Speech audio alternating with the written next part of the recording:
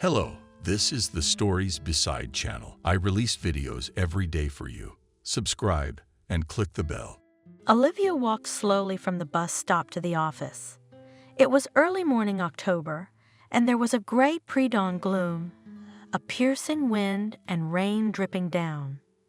The office building where she had recently taken a job as a cleaner was in an industrial area. A bit far from the bus stop, but what can you do? The pay was good, the work was scarce, and Olivia needed the money. Now it's an hour and a half to work before the employees come, and rather to another office, located in the center of the city. There's a lot less work in those buildings than in the stores. Olivia once worked as a cleaner in a large shopping center. No sooner does she clean the floor than someone already walked on it with dirty shoes and all over again, and some of them even threw garbage in front of her defiantly. They say that she is a cleaner, so fulfill your duties. It was humiliating, but what choice did she have? It is necessary to live somehow, to raise a daughter, and count on no one, along with Ashley at each other, in the whole world. Sometimes it became so dreary, there was no reliable male shoulder. She had to do everything by herself. Olivia had never known any parental affection at all. She saw that mom and dad support, even many adults. Her neighbor, for example, can quietly leave her children at her grandparents' and rest. Her parents give her gifts and money, and just a kind word to support her in a difficult moment. Everything is easier when you know that you are not alone. And if something happens to her, what will happen to Ashley? After all, they have no relatives ready to take the girl in. Will she be sent to an orphanage? Olivia grew up in an orphanage and did not want such a fate for her daughter. Usually parents regret that their children grow up quickly. Olivia, on the other hand, rejoiced at every new birthday for her daughter, another year older. Ashley recently turned 10 years old. She is already in the 4th grade. By the way, an excellent girl, only 8 years old, and an adult. Consider that independent. If God forbid, what and will cope on her own? But of course, Olivia wanted to be near her daughter as long as possible and give her everything she never had: warmth, care, love, support. Ashley is such a good girl. Olivia dreamed of higher education for her. She herself felt she could have studied and worked in a more qualified position than a cleaner, but that's the way life was. What can you do? Not everyone is lucky. Olivia, a graduate of the orphanage, worked as a cleaner at several sites, 2 office buildings and a fitness center. It was possible to combine, however. Dancing with a mop had to be 10 hours a day. So in the evening the woman was very tired. Her lower back ached and her legs hummed, but she had enough to live on, and even for small pleasures, in the form of goodies and extra outfits for Ashley. Olivia liked to dress up her little princess, but she didn't think about herself. Why? She didn't need to attract men. She had enough of an affair with Ashley's father to realize that personal happiness was not for her. Of course, sometimes she dreamed of a prince who would protect her and her daughter from all the hardships of life. But the woman realized that there are no such men. It's just an invented ideal image. Once Olivia tried to work as a salesman. The work seems to be less hard, and the salary is more, but quickly realized that it is not her. A merchant should be quick, perky, be able to weigh, persuade to buy not liquid goods, but Olivia could not, and that's all. She was always honest, direct, and sincere. The owner once heard that the new seller, advising an old lady to buy tomatoes cheaper because expensive, beautiful to taste, like grass, and the same day calculated her. Why does he need such employees? And Olivia continued her usual business, washing offices, stores, entrances. The locations changed, but the function remained the same. How long is the drive? The office staff got here by car. Everyone had their own car, even the very young girls and boys. Olivia saw them when she finished her work and walked in the opposite direction to the bus stop. The employees of the company were just arriving at the office, and among all the employees, one young woman in her mid-30s, her age, stood out. Red, shiny in the sun, foreign car, dark glasses, loose hair, she looked so stylish, so refined. Olivia liked to fantasize about what this woman's life was like. Imagine yourself in her shoes. It's her, Olivia, sitting behind the wheel of a luxury car. The air conditioner is running. Her favorite tune is blasting from the stereo. She has a wealthy, handsome husband, caring parents who gave her a start in life. She is valued at work for her ability to make reports and plan competently. Ah, the dream life. And the building is still a long way off. Every morning Olivia had to get up at 5:30 to take the bus across town for an hour and then another half hour to get from the office stop. Olivia lived with her daughter on the outskirts of the city in a 5-story house. After graduating from the orphanage, she had been given a 1-room tiny apartment as an orphan, a small bedroom and living room, a 6-meter kitchen, a long-needed bathroom with humming pipes, creaky wooden floors, but Olivia was happy.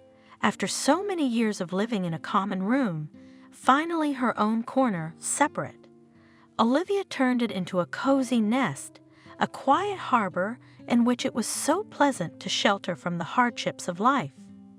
Here she felt good and relaxed. She had her own home. Being a pupil of an orphanage, Olivia entered college. She chose the specialty of cook and pastry chef. She always liked to study.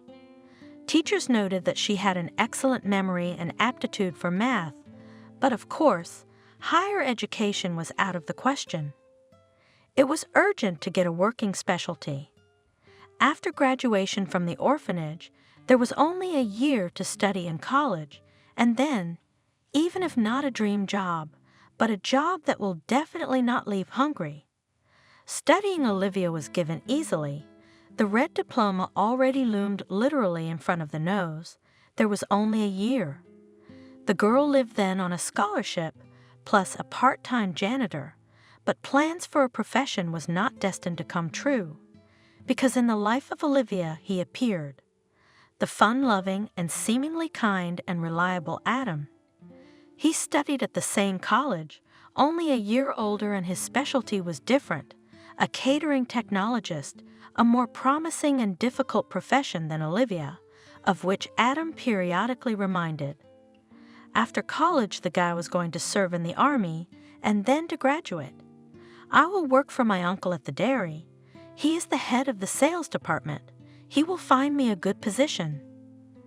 Adam shared his plans, and Olivia listened and thought that this is happiness. Adam is a real man. He thinks about the future. He has so many prospects, and he is so smart, and how logically he thinks. You can't go to waste with someone like that. Olivia and Adam often met in the corridors of the college, but at first they did not pay much attention to each other.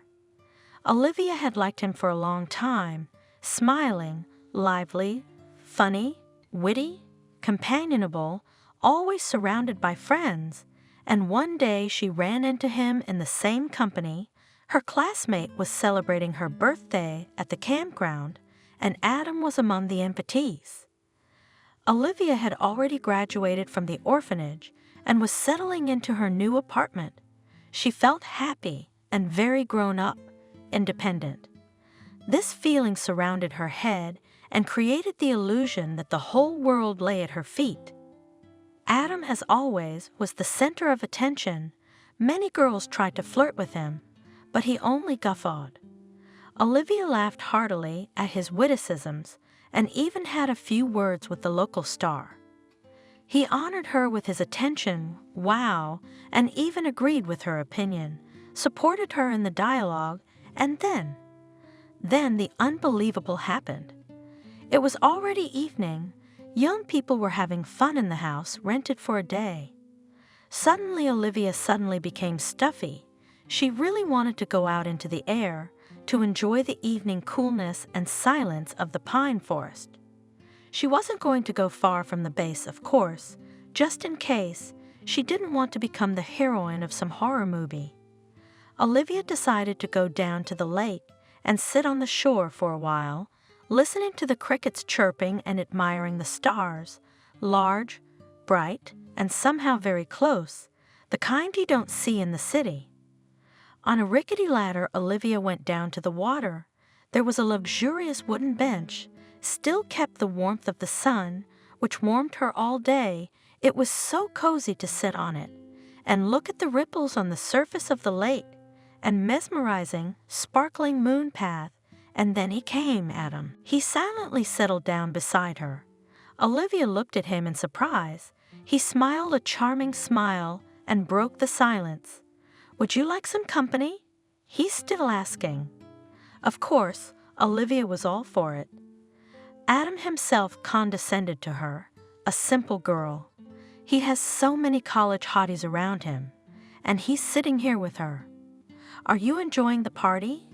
asked the guy. "It's fun," Olivia admitted. "But I like it better here. I've never seen such big stars. Haven't you ever been out of town?" "Of course I have," answered Olivia. The orphanages sent their children to camp every summer, but there was an early departure, so the girl was really admiring the starry sky for the first time, not clouded by the light of city lights. "It's beautiful." Adam agreed, staring up at the sky. "But you know what's even more beautiful here?" Olivia shook her head negatively. "You," the guy simply replied, looking his companion straight in the eyes. It was not the first compliment Olivia had heard in her life. Ever since she was a little girl, her teachers had told her that she was very pretty, but to get a compliment from a guy, and a popular one at that, that was something else. Olivia was even dizzy with surprise. Did Adam really like her? "I've been watching you for a long time," the guy continued. "You are very beautiful and yet modest, not like the others. I finally decided to tell you about it." Olivia could not believe her ears. So Adam had liked her all this time, but he'd been too shy to tell her. Well, he was just skillful at hiding his feelings. The girl could not even imagine such a thing. "I'm sick of these painted dolls, like a copycat." Adam continued. "And you're real. You're not like the others. That's why I'm attracted to you." I don't even know what to say." Olivia confessed honestly, but her eyes shone with genuine joy, and Adam understood everything without further ado. He carefully and very gently put his arm around her shoulders. He looked her in the eyes, made sure that she didn't mind, and kissed Olivia. The girl had recently turned 18, but this was her first kiss. Unlike the girls from the orphanage and her classmates, she didn't go out with boys and didn't hurry to grow up. But now Olivia felt really happy, loved, desired, unique. Adam was near her. Warmth and sympathy emanated from him. Tears suddenly came to her eyes. It was nice to realize that you were the source of such strong feelings. After all, Olivia had never been so interested in anyone before, and now he was. "Let's go out," Adam simply suggested. Of course, Olivia immediately said yes. Nightingales sang in her soul. It seemed that life would now change 180 degrees, and everything would finally be fine. No more lonely evenings and longing for a soulmate. Later, the girl learned from mutual acquaintances what really attracted Adam, her free apartment, in which you could organize parties and actually live, without parental notations and control, without pressure and moralizing. The guy knew that Olivia was from an orphanage, and that graduates are given a separate living space. That's why he appeared in her life, just at that moment. He wanted freedom from his parents, who always demanded something from him. The guy got everything as he planned. Adam moved into Olivia's apartment, and now his friends were often here. Neighbors looked askew. No one liked the noisy parties that the guy liked to arrange, but Olivia did not pay attention to the comments. Happiness overshadowed her eyes. Adam was caring and attentive at first, gave flowers, showered with compliments, praised Olivia's cooking. After a noisy feast, he always cleaned the apartment, emptied cans from behind the radiator, washed the floors, shook out cigarette butts in the trash. The guy showed Olivia his favorite movies. The girl did not like them at all, but to make her lover happy, she assured him that she was delighted with such movies.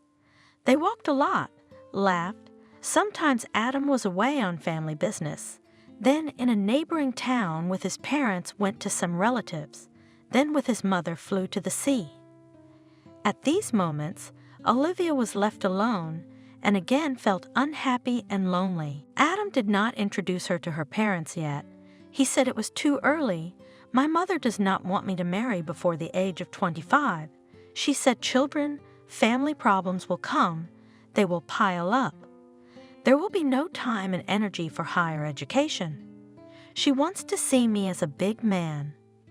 Olivia understood everything and silently accepted the rules of the game. She was fine. 6 months passed when Olivia realized something was wrong with her. Nausea in the mornings, dizziness, and latency. Everything pointed to the fact that she was pregnant. Although Adam had been using protection, something must have gone wrong at some point. A test from the drugstore confirmed those suspicions. Olivia looked at the 2 stripes and experienced a mixture of feelings. The first and the main feeling was joy. She would have a baby, a native being, her son or daughter. It was happiness. Somewhere in her chest, a warmth was already developing that made her feel so light and pleasant. But these were feelings, and her mind told her that not everything was so rosy. Adam finishes college and goes to the army in spring. She still has a whole year to study, and it's a very responsible time. She has to prepare for graduation, to do final work, to practice a lot. And how to manage it all, first with a big belly and then with a baby in her arms. Yes, and Adam hoped that he would be happy with the news of imminent fatherhood. Of course, there was, but something told Olivia it is unlikely that he is now ready for it. The guy had shared his plans many times, including the army, college, and career. He certainly did not dream about children. The girl for a long time did not dare to tell her. It was good that the guy made the decision to leave on his own, not having to kick that traitor out. True then, left alone in his apartment, the girl still gave vent to tears. Of course, Olivia realized that it would be difficult, very difficult, but for the sake of the child she will cope. Adam then more than once called Olivia and approached her in college, persuaded her to abort, then promised a reward, then threatened, then painted pictures of the hopeless future of a single mother. The girl tried to avoid her former lover by all means. It is good that he has already graduated from college, and then in the army for a year goes, without him easier. Summer vacation came. When Olivia passed the session, the belly was not yet visible. No one and did not guess about her pregnancy. But in the summer everything became obvious. The term was already decent. Olivia had to update the closet. At the end of the summer, at the ultrasound at the women's clinics, that the sex of the child, a girl, Olivia looked at the monitor and cried with emotion. She clearly saw the profile of her daughter, snub nose, convex forehead. It's just a miracle. The fetus is healthy and will be delivered around October 15. Indifferently informed the woman doctor. October 15, how many more things do we have to do before then? Olivia needed money, so she officially got a job. Now the girl not only worked as a janitor, but also washed the entrances. The salary increased several times, but there was also more work. It was hard for Olivia to work physically, but where could she go? She was lucky to be hired.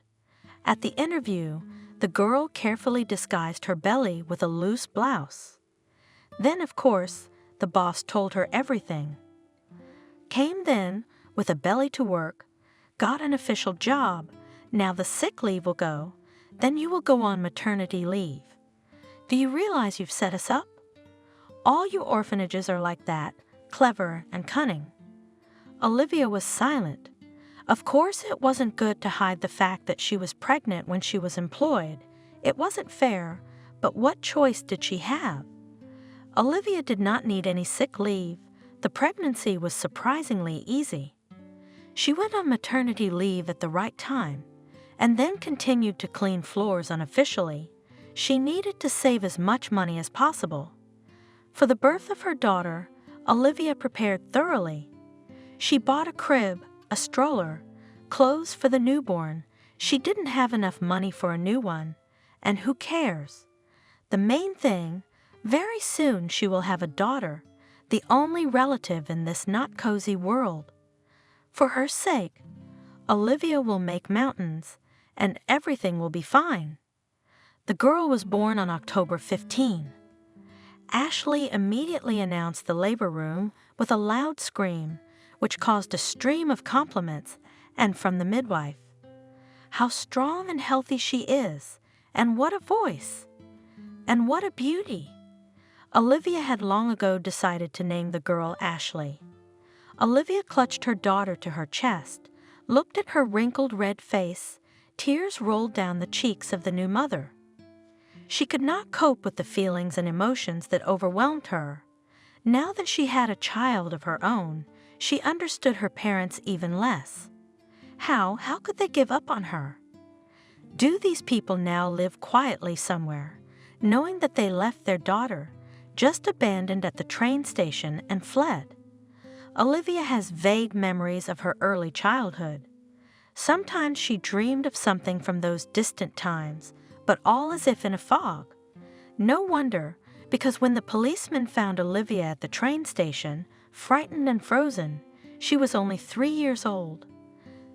The woman still remembered that moment. She was alone among a crowd of people.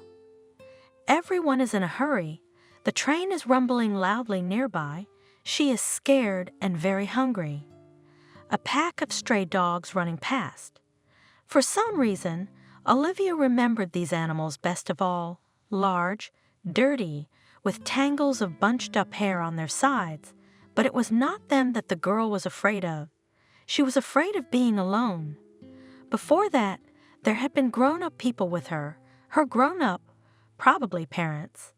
They had ridden trains together, run somewhere, sat on dark, cold staircases with crowds of people scurrying up and down them. Sometimes one of them would drop a coin into the box next to Olivia. The woman still remembered that small detail, the clinking sound of the coins hitting the bottom. As she grew older, she realized that her parents must have been asking for alms. But why? What had happened? Why did they not work, but picked up? Olivia did not look like a gypsy, blue eyes, light blonde hair. The police tried to look for the girl's parents, but the investigation was fruitless, so Olivia became a pupil of an orphanage at the age of 3.5. From her relatives, she had only a name and a pendant in the form of a key, a silver piece of jewelry on a simple cord. It was around her neck the day she was found at the train station. Olivia knew her own name very well, even at the age of 3, and confidently told it to the policeman, but the surname and address the girl, unfortunately, has not yet memorized. Olivia tried to remember the names of her parents, but nothing worked. But once she knew them exactly. Apparently, she had lost some of her memory due to stress. Stress had a devastating effect on the foundling. Finding herself in an unfamiliar environment, Olivia suddenly stopped speaking, as if she had become numb. Psychologists and speech therapists tried to work with her, but nothing helped. In the end, the child was abandoned and diagnosed with mental retardation. The disease scared away potential adopters from the pretty girl, so in childhood Olivia never found a new family. True then, after almost 10 years, Olivia came to her senses, thawed, speech returned, but it was too late. Teenagers are of little interest to adopters. They prefer babies. Until the 7th grade, Olivia was in a remedial class. After the return of speech, it turned out that she is very capable and speaks beautifully, and complex problems can solve. Teachers and educators were surprised, but what could they do? Yes, the girl is talented, but the time was lost. After the 9th grade, the administration sent Olivia to study at a culinary college. You are a smart girl, you will finish, and then, if you want, go to the university to study further, and so at least specialty bread in hand will be. Hungry will not stay hungry. Doris, the director of the orphanage, reasoned aloud. Olivia agreed with her. The girl was standing in Doris's office and nervously rubbing a pendant, the one from her past life, which she hardly remembered. The pendant. Olivia had cherished it as the only link between her and her family. It must have been worn around the little girl's neck by kind, caring hands. So someone loved her after all, if they made such a gift. There were some pleasant feelings associated with the pendant. Olivia felt as if she had asked someone to buy it for her. The little girl liked the key on the string very much. She was jumping on the spot and begging to make her a present. But who? Someone tall, kind. Face is lost in the fog, but it is clear that this person's smiling mom, dad, uncle, family friend? It's hard to live without roots and without at least some information about relatives. Who is she? Where did she come from? How was her childhood? Does she have any siblings? What happened to her? And why did her parents abandon her, leaving her at the train station? As a teenager, Olivia invented the most unbelievable stories on this subject and always found good reasons for her parents' actions. They were pursued by bandits who wanted to take away Olivia's influential father's business, and Mom and Dad left her at the train station to save their daughter from the massacre. The girl imagined that she was taken by gypsies to beg for alms. By the way, the police worked on this version for some time, but no ends were found. I didn't want to think that she was the daughter of alcoholics and marginalized people who just didn't need a child, even though it was the most plausible option. How many of you are such babies? One of the educators was lamenting, looking at Olivia. I have a lot of experience, and in almost all cases, when babies were found at train stations and markets, their parents turned out to be unworthy people. You're lucky to be alive. You could have fallen on the tracks under the train, or dogs would have dragged you away, because such cases happen. The little girl Olivia did not believe that her parents could be one of those miserable creatures that sometimes came to the orphanage to visit their children. Skinny, wrinkled, ragged, with swollen faces, many without teeth. They always smelled pungent and unpleasant. Freaks! The nurse was indignant. They only need the children for their allowance, so that they have something to drink on. When they run out of money, they immediately remember their parental duty and come crawling back for their children, and children in these families are only misfortune. They'd be better off here in the State House. You probably have the same mom, and your dad may not even know about your existence. At first, the girl did not believe that her parents are marginalized, but as she grew older, she realized that this option is not excluded. Except for the silver pendant, such a beautiful, exquisite thing. Well, could not lowered creatures, like those that sometimes crawled into the orphanage, to choose a child such a piece of jewelry. Olivia cherished the pendant as the apple of her eye, and even went to bed with it around her neck. One day the girl found that the jewelry was gone. She was still in the 3rd grade and did not speak. What had hysterics through, a small, quiet girl, Olivia still remembered the despair that came over her at that moment.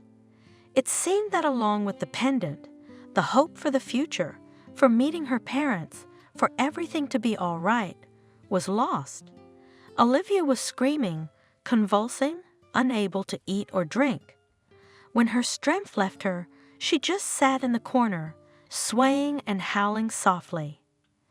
One of the caregivers realized what was wrong. While the doctor and teachers were trying to cope with the little girl, the woman rushed to the gym, where Olivia had recently had a class, and found the pendant. It had fallen into a crevice between the mats. Seeing the jewelry, Olivia immediately smiled. The girl's tears dried on her face. A happy expression appeared. Olivia hugged the not indifferent kindergarten teacher tightly. The staff exhaled. The problem was solved. It was a pity that not all the staff of the orphanage were as attentive as that young teacher. During the years spent in the institution, Olivia had to endure a lot: insult and humiliation of adults, mockery of peers, and even beatings. The girl tolerated and waited for the moment when she would finally become free and independent. And now what Olivia had never even dreamed of, she had a daughter, her own child. For this she had to leave college. Olivia, you have to earn money and take care of the child. What is there to study? She will get education later.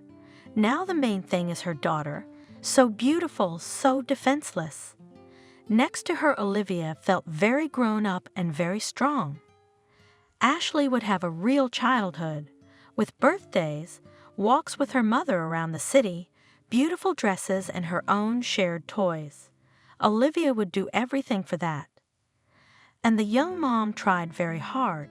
She worked hard and gave all her free time to her daughter. Ashley grew up a healthy and smart girl. She answered her mother with love and care. Already at the age of 7, Ashley learned to cook, and the girl knew how to clean since the middle group of kindergarten.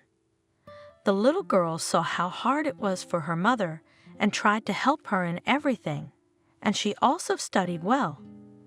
Ashley did not need to force to do homework. 4s were rare guests in her diary.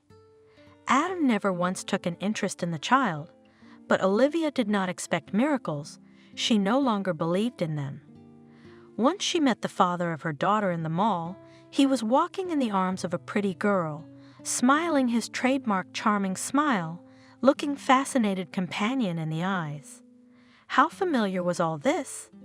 Young Olivia had once lost her head at such behavior from Adam, and he had turned out to be a traitor and a coward. Probably, this pretty girl was going to be disappointed too. Olivia even felt a little sorry for her.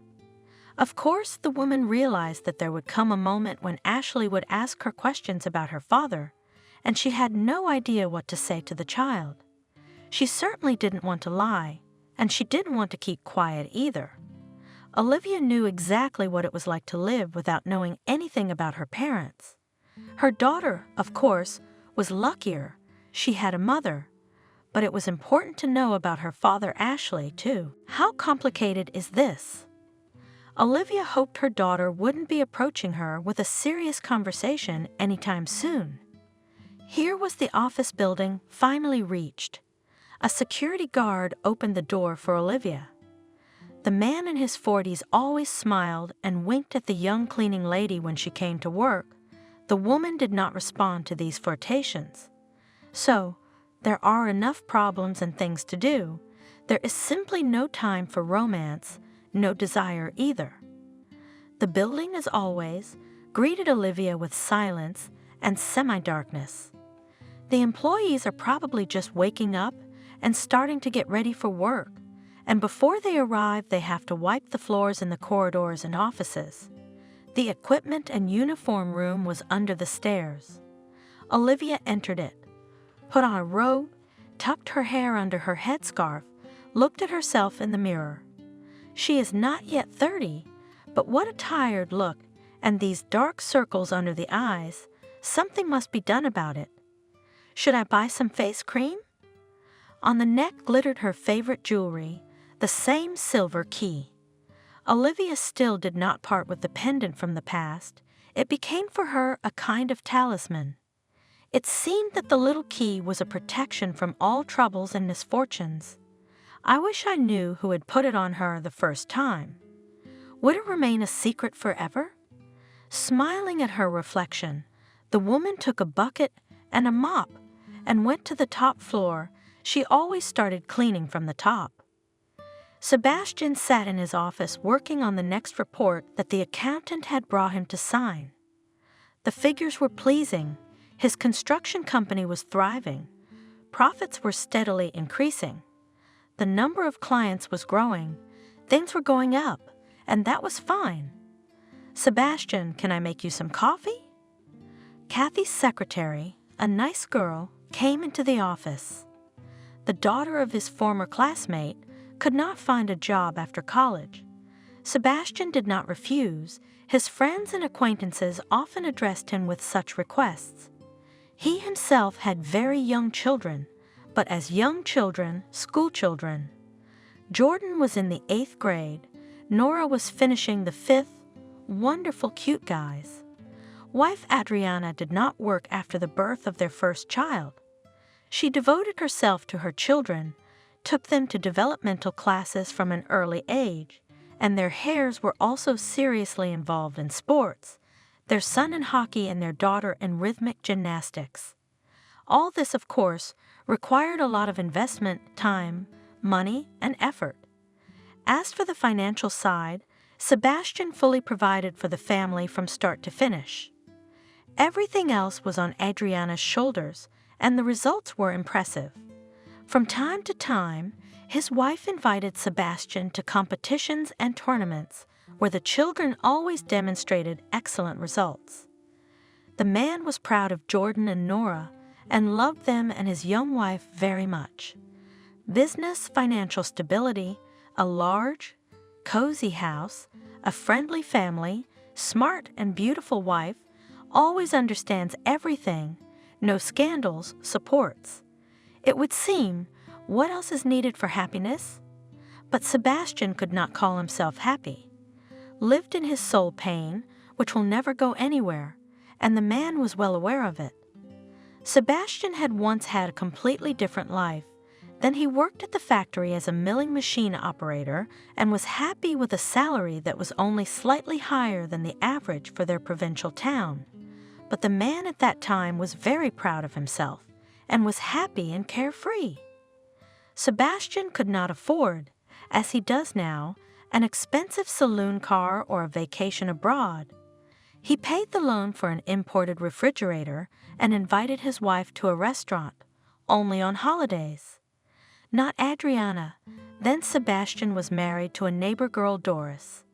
But despite this, the man felt much happier than he did now, being a successful entrepreneur and father of 2 wonderful children. Kathy entered the office with a steaming cup of coffee, tall, slender, blonde, bright blue eyes, so similar to. No, better not to remember, too painful, too hard. Sebastian, so much time and money spent on a psychologist. It was a relief for a while, but then the pain and the memories came back. You just have to learn to live with it. Sometimes Sebastian managed to do it. There are so many things to do, so many daily worries and troubles. The firm requires a lot of time and attention. Children every day please with new successes. Loving, beautiful wife distracts with talks about the future. So nice to make plans and dreams together with her. In this whirlwind, heavy thoughts for a while retreated, but it was worth to stop for a while or to see something that reminded of those times, some insignificant detail, as the experienced nightmare came with a new force, like now. Kathy had just brought coffee, and in the midday sunlight, her beautiful blue eyes shone especially brightly. Sebastian immediately thought of other eyes, curious, loving, wide open, and just as blue. They were the eyes of his oldest daughter, his girl, who was now older than Kathy. The last time he saw her, she was 3 years old. Now Olivia is 29 years and 3 months old. Sebastian mentally set the candles on her birthday cake every year, and of course he knew exactly the age of his oldest daughter. That she was living somewhere now, perhaps under a different first and last name, the man had no doubt. The facts said otherwise, but the father felt Olivia was alive, except that finding her was unlikely. He had tried then, and years later too, but no trace of Olivia had ever been found. Guilt and irreparable loss became Sebastian's constant companions. His happiness after the incident was never complete. Sebastian could name the exact day when he last felt calm and relaxed. It was the date of Olivia's disappearance, Sunday, his day off. That day, Sebastian had decided to give Doris some rest. Olivia and I will go to the ponds, walk there, feed the swans, and you rest, because you complain about being tired all the time, said the caring husband. Doris, how great! Sincerely pleased wife. Such wonderful weather. Why should the girls stay at home all day? While you're away, I'll cook something delicious. So that's what it means for you to rest. Sebastian joked. His mood was high. He was proud of his new role as a young father and always enjoyed taking his daughter for walks. He liked to make her happy, and now, when the little girl is only 3 years old, it is so easy. Olivia is genuinely surprised by the most ordinary things and considers her daddy, almost a magician, an unreal pleasant feeling. I'll have time to rest and make goodies, Doris replied. Especially cooking for my loved ones is a real pleasure. Sebastian hugged his wife. They had known each other since childhood. At Olivia's age, Sebastian and Doris, along with the other kids in their house, had been playing in the sandbox. Then they had been in the same class. Sebastian couldn't even remember life without Doris. She was always there, a kindred, understanding, and reliable person. And when Olivia came along, their family became truly happy. Sebastian remembered how he met his wife from the hospital. His family and friends were with him. Sebastian was holding a huge bouquet of roses, and for some reason he was very excited. Finally, Doris appeared on the doorstep with a tight bundle tied with a lush pink bow. Sebastian pulled back the corner of the blanket and stared in amazement at the little girl. The girl was sleeping soundly, with thick dark eyelashes like his own on her chubby cheeks. Sebastian had been jokingly reproached in his childhood for having long eyelashes, and some girl had not gotten such wealth, and now he saw the same ones on his daughter. There was another resemblance, a small mole above the upper lip. The man still remembered his feelings from the first meeting. He was rolled by a warm wave of love and tenderness. He wanted to become a reliable protector for this defenseless baby. Their daughter would be happy. He would give her everything she needed for a secure childhood. He would shelter her from the hardships of life, fill her every day with joy. Sebastian no longer remembered that he had once dreamed of a son. This girl, this sweet baby, in the blink of an eye became for him the center of the universe. The man could hardly hold back tears from his feelings, not enough to cry in front of everyone, but Doris, of course, realized what was happening to her husband. She looked at him and smiled. Later, when Jordan and then Nora were born, Sebastian felt nothing of the sort. Sure, he was happy to have a son and a daughter, but the feeling that the world had turned upside down, that didn't happen. Maybe because Sebastian was already an adult, an established man with a sad past? Or was the novelty effect missing, like when you meet your firstborn? Either way, Sebastian was much more relaxed about the birth of his youngest child than he was about Olivia. The man himself chose the name for his first daughter, Olivia. Doris did not object. She liked it too. The couple together took care of the newborn. With joy and amazement watched the development of the baby, proud of her successes. She was evolving. Sebastian shouted in delight when the daughter stood up in the crib for the first time by herself, on not yet firm legs, and how much joy there was from the first steps, complimentary feeding, another vaccination, a new hairstyle. Everything became a grand event for loving parents. And then Olivia spoke early.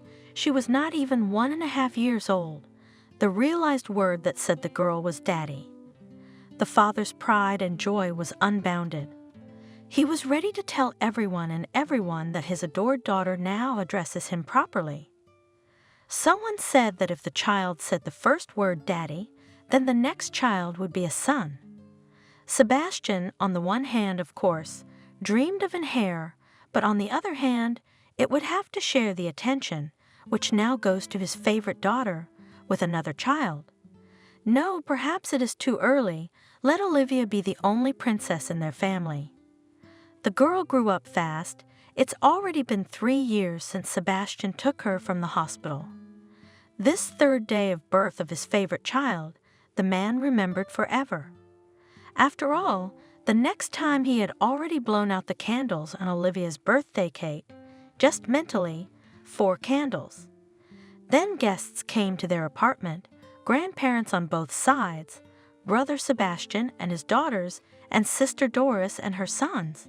It was noisy and fun. Olivia was so happy about the holiday and presents, hugging everyone in turn, laughing gleefully, playing with cousins and sisters, and Sebastian admired his princess, and once again amazed at how much she resembled himself as a child. And he was not the only one who noticed it. Olivia, of course, was everyone's favorite, and not even because of the fact that she was the youngest in a large family. It's just that there are such sincere, friendly children who create around themselves a special aura of joy, ease. Next to them, everyone seems better and kinder to themselves. Olivia was just such a girl, open, cheerful, trusting. A gift, not a child. Sometimes Sebastian, listening to the stories of colleagues and acquaintances about their children, envied himself. He was very lucky with his daughter, and with his wife too. The young man quite consciously enjoyed his happiness and mentally thanked fate for it, but everything changed on that sunny May day when Sebastian decided to take his daughter for a walk on the ponds. The ponds. It was, and still is, a gorgeous park not far from their town. Just one stop by train or half an hour by car, but Sebastian didn't have a car yet, so it was decided to travel by train. This park had everything for a wonderful vacation with children. Magnificent nature, attractions, numerous cafes with delicious ice cream, a couple of pizzerias, and of course, the ponds themselves, several large artificial ponds with swans, which their children and adults loved to feed. Doris had dressed her daughter that morning in a new comfortable tracksuit and made her a beautiful hairdo of small braids. The little girl looked like a doll, a modern doll and very fashionable. Sebastian liked to walk by the hand with a beautiful girl. People were looking at them. The man noticed it. Together they looked just wonderful, a young statuesque father and a charming daughter. The mood was wonderful. A couple of stops to the train station, father and daughter walked. It would have been possible to wait for the bus, but the weather was so wonderful that they did not want to shake in a stuffy, dusty, crowded cabin. At the train station, Sebastian bought a ticket for himself. Children under 7 did not have to pay the fare. It was 15 minutes before the train arrived. Father and daughter decided to walk around the local stores. In one of them they bought themselves a hot dog and a glass of water. Very tasty. Olivia remarked with her mouth full, Yes, Sebastian agreed. But it's not good for you. But we won't get carried away. We can have a little. Having refreshed themselves, the man and the girl continued their shopping trip.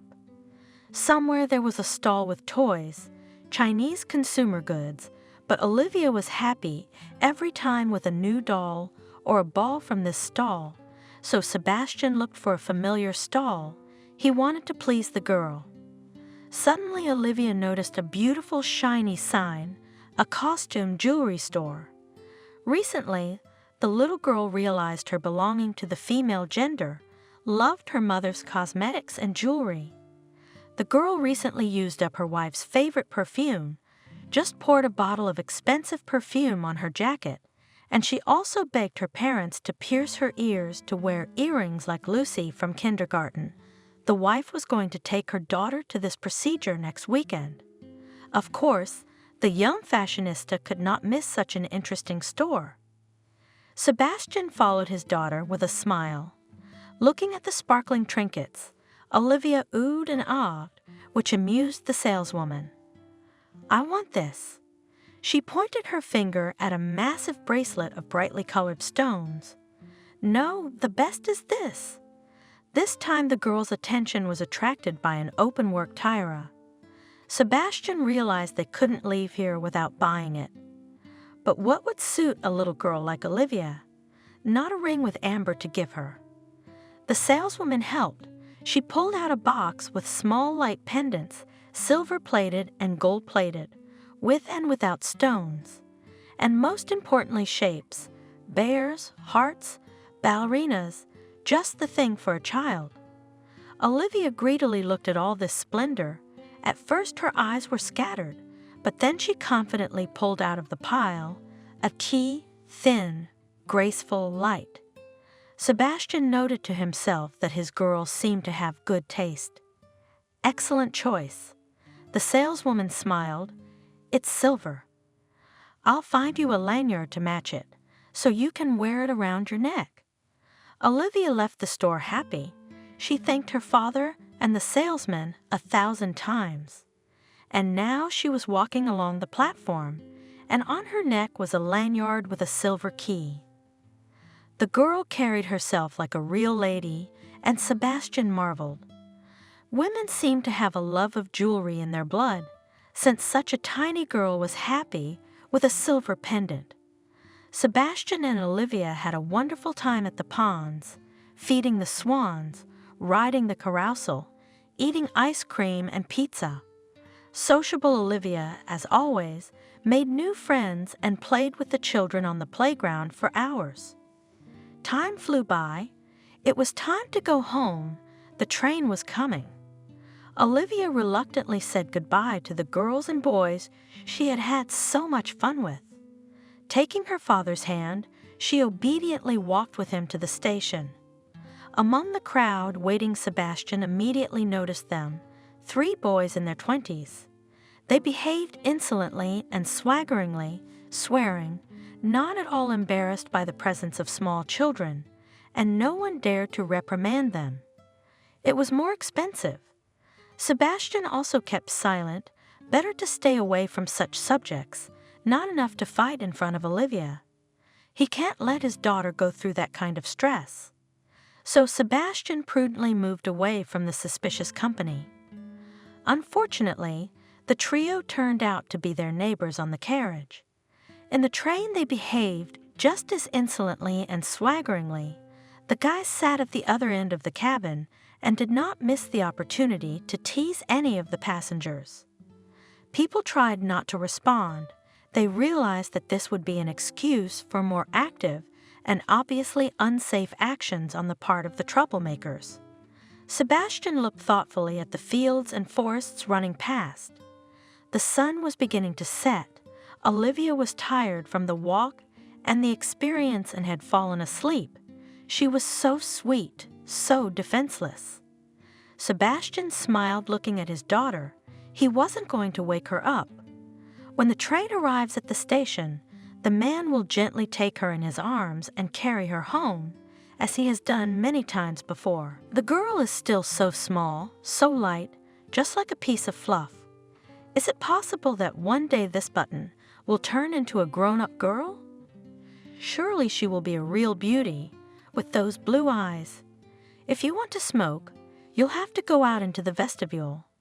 While the daughter is asleep, you can take advantage of the situation.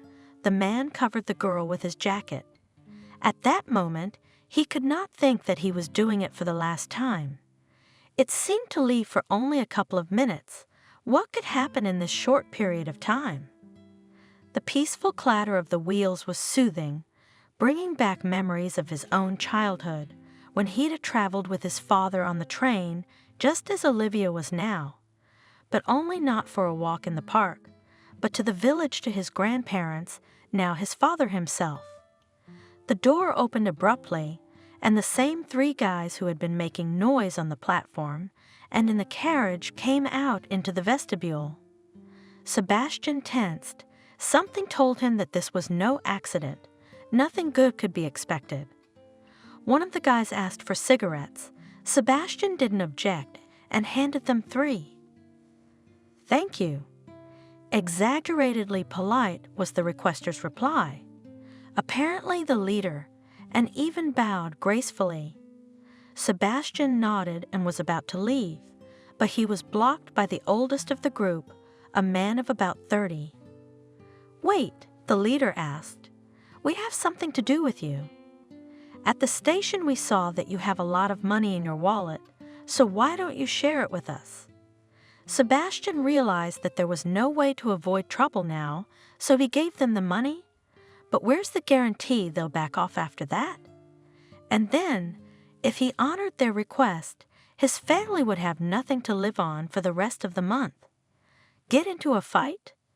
But the odds are stacked against him, and Olivia would be frightened.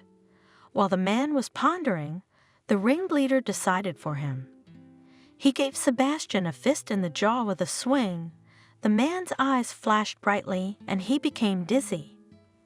The man, not thinking about what he was doing, automatically retaliated. Sebastian boxed from the age of 10 to 16. The left hook was excellent. The attacker grabbed his head, staggered, almost fell, but the man was immediately attacked by 2 other scumbags. The blows came from all sides. Sebastian was hit in the head, kicked in the back, in the stomach.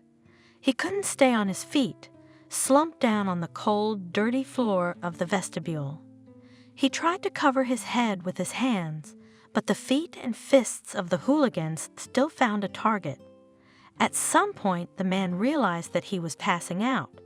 There was a strange ringing in his ears, and his eyes went dark. Sebastian fell into a frightening but salutary blackness, where there was no pain or fear. He woke up in the hospital, opened his eyes, and immediately closed them again. The whiteness of the walls and furniture, coupled with the bright sunlight penetrating the room through the open window, was blinding and gave him a headache. He was in a hospital room, his whole body aching as if a train had recently run over him. Or maybe it had. The last thing the man remembered was a hail of blows from all sides and pain, unbearable pain. What had happened to him? How did he end up here? A nurse entered the room, rolling an IV in front of her. Noticing that the patient woke up, the girl smiled warmly. "You did well, you made it. And you came in a very serious condition. No one gave a prognosis." "What? What happened to me?" Sebastian was surprised at how weak his own voice sounded. It hurt to move his lips for some reason. "You were attacked in the vestibule, beaten and robbed, then thrown off the train at full speed. It's a miracle you survived. And your daughter?" "I had a little girl with me, my daughter." Anxiety suddenly squeezed Sebastian's heart with an icy hand. The pain and horror of what had happened receded. All this suddenly seemed unimportant. The main thing was to find out where Olivia was now. "The daughter?" The nurse lowered her eyes. "You will talk to your wife about it later. Now you should rest and gain strength. The injuries are serious and—" "Call your wife," Sebastian demanded. He had to know Olivia's fate at all costs. "I'll call her and let her know you're awake," the nurse promised. "Visiting hours are from 4 to 7. She'll be there for sure. No visitors are allowed in the ICU, but the head doctor will make an exception for you." "Why?" "Well, your case is special," the nurse answered evasively. Sebastian barely waited for Doris to arrive, while he was tormented by uncertainty and speculation. Olivia woke up, didn't see her father, must have cried, attracted the attention of the conductor. She, of course, took her to the police. They found Doris, and she took the girl away. Oh, his little girl was scared. It's all his fault. Why did he leave the girl alone? Couldn't he have waited till he got home? The man was overcome with questions. Why didn't the nurse tell him his daughter was all right? And what did that mean, a special case? The nurse said his wife would only be allowed to see him because it was a special case. What does that mean? Doris burst into the room at 4 o'clock sharp, pale, thin, with shot hair, not at all like his calm and always well-groomed wife. The young woman seemed to have aged dramatically. Deep shadows lingered under her eyes. Her features were sharpened, and her eyes, they were alien and frightening, with despair and terror frozen in them. "Where is Olivia?" Sebastian was the first to ask, struggling to rise on his elbow. Looking at his wife, he wasn't sure he wanted to hear the answer. "She's gone." Tears rolled from Doris' eyes. "She's gone, she's gone. Do you understand? You've come to your senses. That's good, because now you can remember some details that will help you find her." "Missing how?" Sebastian's voice trailed off into a falsetto. The realization of what had happened came over him in heavy waves, making him dizzy. Everything that was happening was like a horror movie or a dream, a nightmare. "Our daughter disappeared without a trace. The police are looking for her, interviewing witnesses, but so far, no leads. The men who beat you up have been found. They're in jail. They're investigating you, but they had nothing to do with Olivia's disappearance. We know that for a fact. Sebastian had only himself to blame for everything that happened. Why had he gone to the ponds with his daughter that day? How could he leave her alone even for a minute? Why hadn't he avoided a fight with 3 scumbags for her sake? The physical wounds healed relatively quickly, but the mental wounds did not. After what had happened, Sebastian was no longer the same person. The weight of guilt pressed down on him with an unbearable weight. The police searched for Olivia. The whole city and neighboring stations along the train route, several months were pasted with photos of the girl. There were witnesses who saw a similar little girl in the company of 2 dirty, ragged women. They asked for alms in the crossing, but this thread led nowhere. Sebastian and Doris lived in anxious anticipation, the unknown depressing.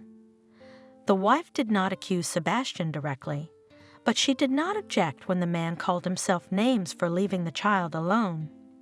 At the time, Sebastian wished he had a time machine, wishing he could go back to the fateful evening. He would hold Olivia's hand, would not let go for a second. The man couldn't even look at the cigarettes now.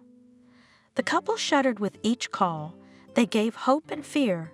What if now they would tell them that everything was over, that nothing could be fixed? Time passed, the investigation did not move. Olivia was considered missing. The unknown is exhausting mentally and physically. Sebastian could not sleep, and if he forgot to sleep, he had nightmares. The same happened to Doris. After about a year, my wife couldn't take it anymore, packed her things and went to her parents. "I can't be in this apartment. It's too hard, with her things and you here," Doris explained. Sebastian didn't try to hold her back. He realized that she blamed him for what had happened to her daughter, and he agreed with her. Who else was to blame but him? Sebastian was left alone in an empty apartment, once so cozy and warm. Nothing brought relief, neither walking 20 kilometers a day, nor immersing himself in work. Sebastian couldn't eat, he couldn't eat. Immediately I thought, I'm sitting here in the bright kitchen, in front of a plate of pasta, and where is Olivia now? What is she eating? How is she feeling? Sebastian began to doubt that his daughter was alive after 3 years of fruitless searching. By then, he had become a shadow of himself. The man knew from mutual acquaintances that Doris had been hospitalized, unable to withstand the strain. He felt that he himself was close to the same. Salvation came unexpectedly. One day a neighbor from the second floor, a marginal man about 40 years old, came to the fire with a bottle of cheap booze. Sebastian found a snack. The feeling dulled. The world shone with new colors. The man for the first time in several years experienced something like relief. However, the morning despair and guilt came with a new force. This was joined by a hard hangover, but Sebastian already knew what to do. So the man became addicted to the bottle. He soon lost his job. And understandably, who needs such an employee? But Sebastian didn't worry about it. The house was full of things that quickly found buyers: appliances, furniture, outerwear. The man had taken almost everything out of the apartment. Only Olivia's belongings had not been touched. In rare moments, the man realized how worthless his life was now. Why is he even needed in the world? He's a little over 30, and he doesn't want to live at all anymore. He has nothing bright and good anymore, and will not have it. Sebastian has seriously decided that he doesn't want to stay in this world any longer. This was the only way he could end his suffering once and for all, by making a final decision. The man felt calm and even relieved. Soon it would all stop. One morning, tormented by a hangover, he was walking to a local bar. Suddenly, Sebastian's attention was attracted by a strange procession. A woman in a white robe was walking along the sidewalk. She was carrying a stroller in which sat a baby boy of about 3 years old. The same one Olivia had been in when she disappeared. Clinging to the stroller on either side were another boy and a girl. The pair of crumbs stomped obediently alongside, all of the children dressed in identical costumes. They were very different from the usual babies, not making noise, not trying to scatter, not laughing. The children looked beyond serious and sad. Sebastian, who, as it seemed to him, had long ago become callous to other people's misfortune, his heart sank at the sight of this picture. He realized that he had met the abandoned babies from the nearest orphanage. The weather had warmed up outside, and the teacher took the children for a walk outside the gate. The man stared in amazement at the departing company. The teacher looked like a chicken surrounded by little chickens, defenseless, abandoned, and in need of no one. The life of these crumbs had just begun, and they had already faced such a misfortune, ended up in an orphanage. What is waiting for them in this world? Who will help them? Who will support them? Sebastian remembered how much love and care their Olivia had received. That warmth was vital to the babies. Sebastian suddenly realized that it was too early for him to say goodbye to this world. After all, he may still be useful to someone, to make someone's fate easier and happier. There are so many weak people around, needing protection, and he is a healthy, strong man with a working profession in his hands and brains, and such a man can roll mountains if he wants to. No more wasting potential on booze and heavy thoughts. Sebastian is determined to change his life. His daughter is irretrievably lost. It is his fault, but now he has a new goal: to become strong, rich, influential, and make the lives of children who need help better and more pleasant. The man gave up drinking. It turned out to be surprisingly easy. He got a job at the factory again, worked for 3, saved money, gained experience, and after a couple of years, opened his first firm for repair and construction. Employees recruited from his own colleagues, money for materials, and the most necessary equipment he had set aside. So began his journey in business. He had to learn, reorganize, solve problems arising at every step. But everything worked out. The firm grew and strengthened. Soon we had to open a branch, then the next. At first the office served as an apartment Sebastian, but after some time it became clear it is time to rent a separate building because the turnover of the company grew by the hour, not by the day. The number of clients and staff increased at the same pace. Sebastian had money. Being a factory worker, the man thought he was earning quite well, but now he had completely different opportunities. Sebastian could easily buy an expensive foreign car in a car dealership, go to the warm sea at any time of the year, afford a large house, and all at once, but the man was in no hurry to please himself with these benefits. He continued to live in his old apartment and drove a budget car. Sebastian spent most of his earnings on business development to have even more income in the future, and every month he spent a lot of money on orphanages and hospitals, transferred money to funds to help sick children, and he also made monthly transfers to Doris's card. She developed a nervous disease that required expensive treatment. The man disguised his help. Doris thought she was receiving benefits from the state. Sebastian was not sure that his ex-wife would accept money from him. By the way, Doris remarried to a lowly library employee, a guy much younger than herself. They had a son. It would seem that the woman's life was getting better, which Sebastian was very happy. But the disease did not recede, the man knew from mutual acquaintances. Someone did not understand the successful businessman, considered him abnormal. It's a joke, such sums of money regularly spent, it is unclear on what, but most people around Sebastian respected him for his generosity and kindness. Of course, around a wealthy and successful man led a lot of hunters for his heart. Beauties of different ages sought to get the favor of a talented businessman, even quite young and handsome at the same time, but Sebastian remained indifferent to the admirers. It seemed that in his life there is only work and help people who need it. Years went by. Sebastian's company became one of the most successful in the city. The man's name appeared on the list of the richest men in the state, and now he lived in a country house. He liked this area, quiet, calm, no one noises under the windows, and no one working with a drill from morning to night. The man often visited the orphanages, played with the kids, assessed the situation, learned about the needs of the orphanages. Sebastian looked closely at the faces of abandoned children, especially girls who looked like Olivia. What if his daughter had been raised in a similar place?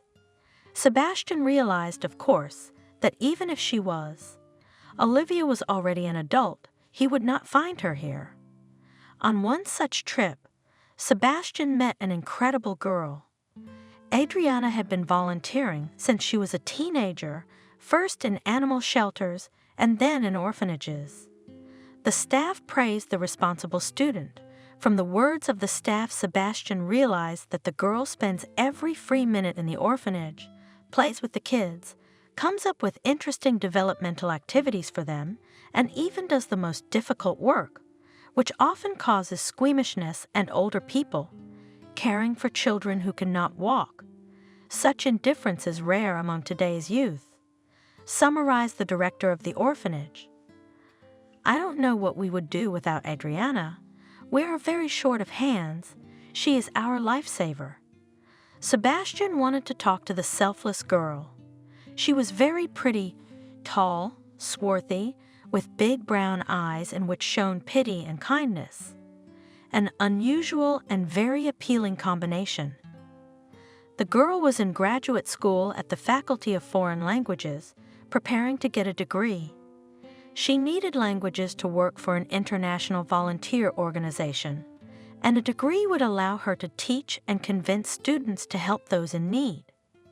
While Adriana's peers dreamed of a successful marriage, she herself dreamed of working with starving African children.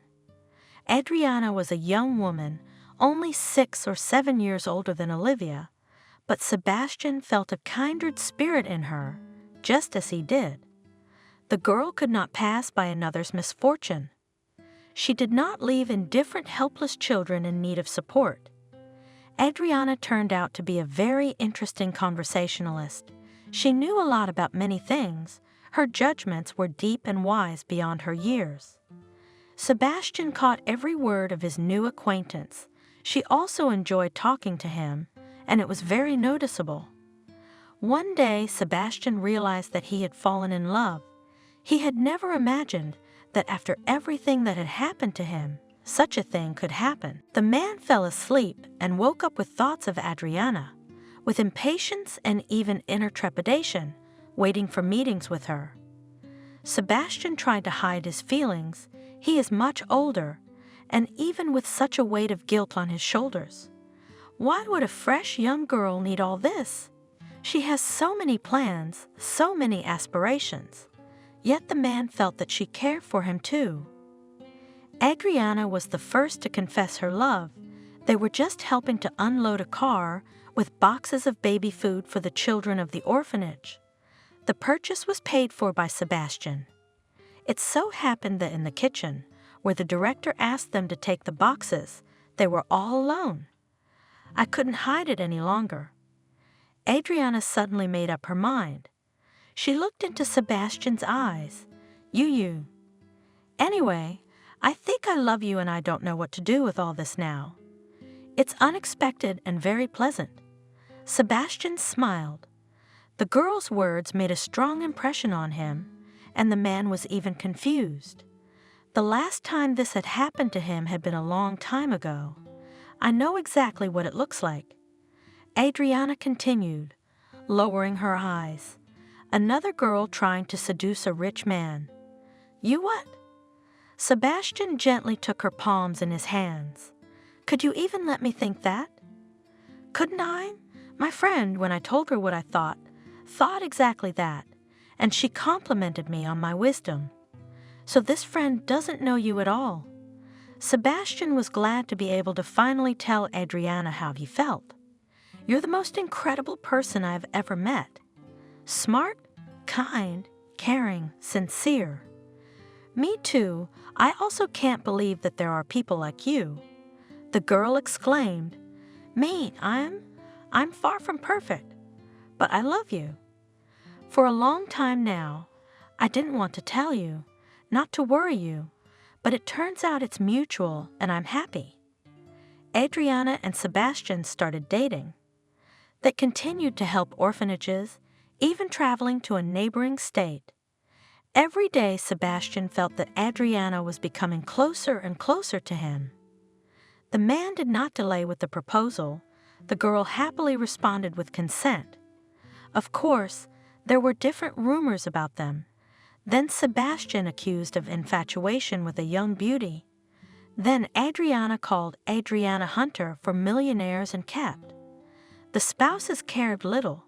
Both enjoyed their newfound happiness, but the trip to poor African countries, which was planned by Adriana, had to be canceled. Soon it turned out that she was pregnant. Sebastian, of course, was happy to know that he would soon become a father, but at the same time he was awakened in fears that had been dormant. Would he be able to protect this child? What if the story with Olivia happened again? Of course, Adriana knew what had happened to her husband's first daughter. The spouses were frank with each other and tried to live without secrets and secrets. The woman supported and comforted her beloved as much as she could. Jordan was born, and a few years later Nora was born. Adriana decided to devote herself to her children. Her career as an interpreter and volunteer work took a back seat. Sebastian marveled at what his son and daughter had accomplished in their younger years. He realized that it was all thanks to Adriana's efforts and patience. The plan was to take a baby, and maybe more than one, from the orphanage. When would Nora and Jordan grow up? After becoming a mother, Adriana realized how little care and warmth orphanage babies receive from volunteers, educators, and other helpers. She had a new idea to give at least a few people from the state institution a full-fledged happy childhood. Sebastian was in solidarity with his wife. Thoughts of Olivia were still going through his mind every day. She was already a grown woman. Where is his daughter now? How is she doing? After becoming a wealthy businessman, Sebastian tried again to find Olivia. When you're rich, you have a whole new set of opportunities. The man hired private investigators, but it was fruitless. Too much time had passed since the child had gone missing, and no leads had been found by the skilled detectives. That day, Sebastian arrived at the office early. He had to finish a few reports before the workday started. The man did not like to stay in the office late. He worked better in the morning, so he left a pile of papers on the desk yesterday. The guard said a polite hello to the chief. He nodded and went to the stairs. There were distinctive rustles from upstairs. The cleaning lady was scrubbing the floor on the second floor. There was a peculiar odor of detergent in the air. Sebastian was blocked by a bucket. He tried to go around it. The cleaning lady noticed it. A young woman with a tired face, strands of blonde hair poking out from under her headscarf. She hurriedly moved the bucket aside so that the boss could pass more comfortably. Sebastian was used to such subservience. Something about this woman interested him. So young, pretty, smart, open face. Couldn't she find a better job? Strange, of course. Careful, the floor is slippery, the cleaning lady said in a slightly guilty tone. I didn't have time to mop it dry. I thought it wouldn't be long before there were people here. That's all right, Sebastian smiled. And then his gaze focused on a familiar thing from the distant past. On the cleaning lady's chest hung a silver chain with a pendant in the form of a dainty key. It was the piece of jewelry Sebastian had bought on that terrible day when his daughter had disappeared. The man stared at the pendant, and the cleaning lady felt awkward. The woman stood there, not knowing what to do, whether to continue scrubbing the floors or whether the conversation with her boss was not over yet.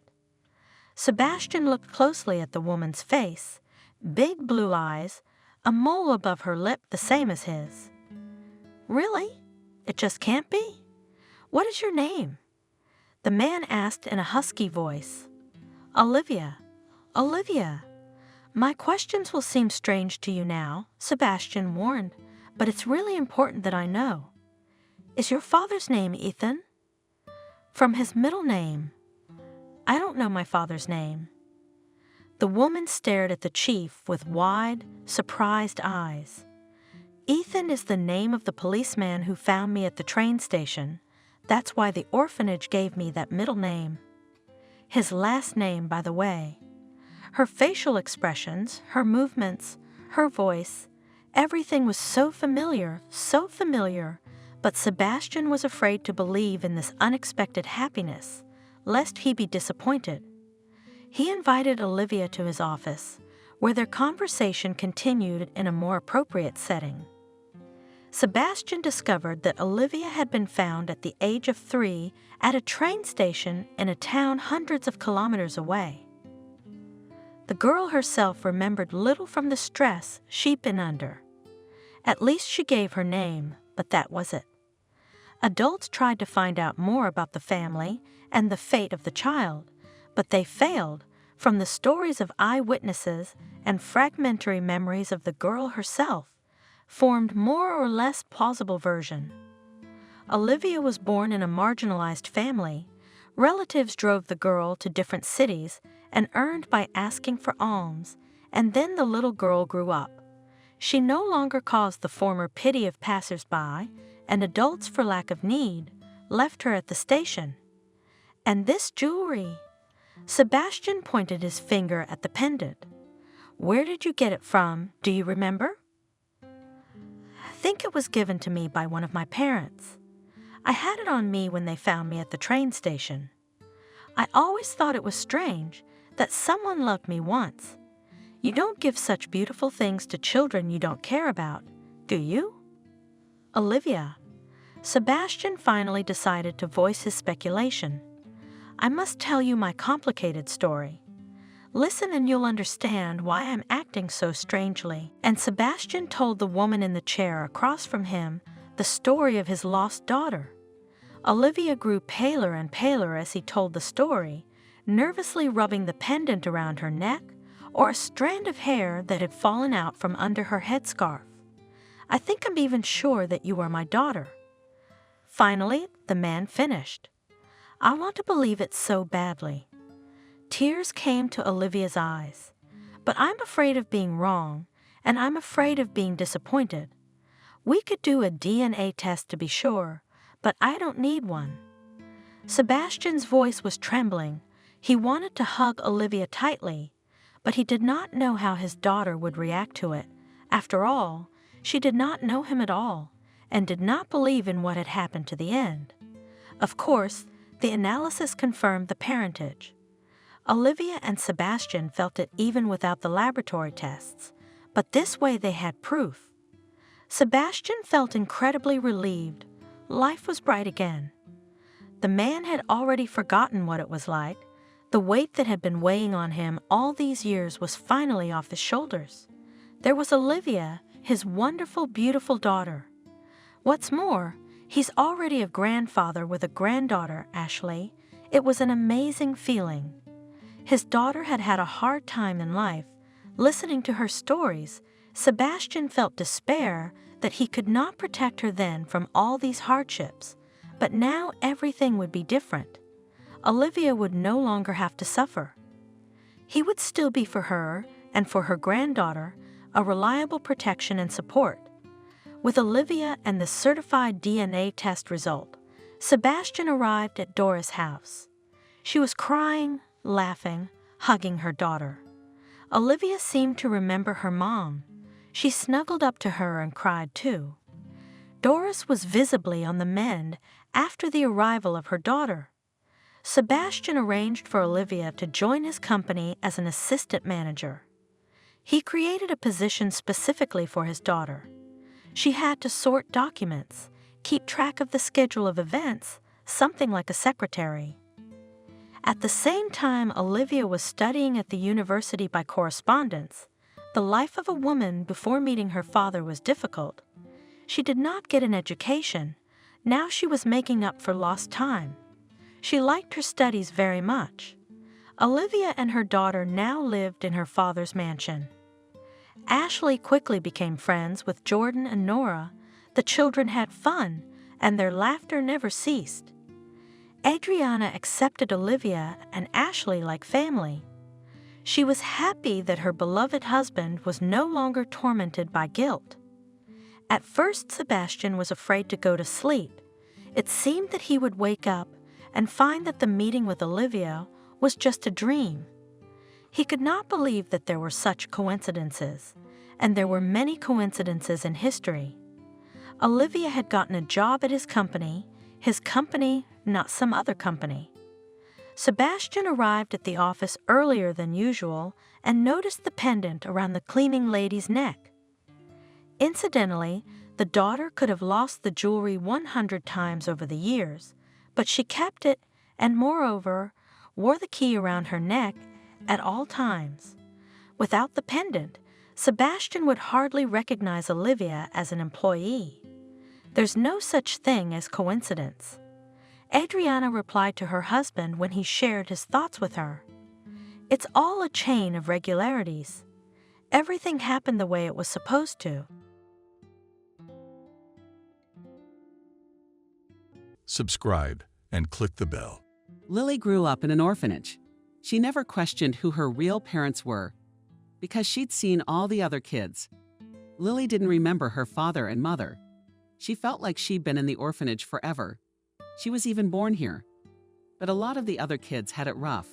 Some of them, living at home, suffered beatings and reproaches. Some of them starved. Some of them saw the hard scenes when alcoholic or drug-addicted parents were not ashamed to lead a habitual lifestyle in front of their children. There were boys and girls who entered the orphanage. The real Mowgli didn't know how to use cutlery, didn't know how to make a bed behind them. Lily looked down on them. She was by nature very often dense. Pleased in appearance, too. The girl grew pretty like a doll. Face as if porcelain. Thin dark eyebrows, long eyelashes, bobbing hair. The teachers and nannies loved Lily, and she did not trouble them at all.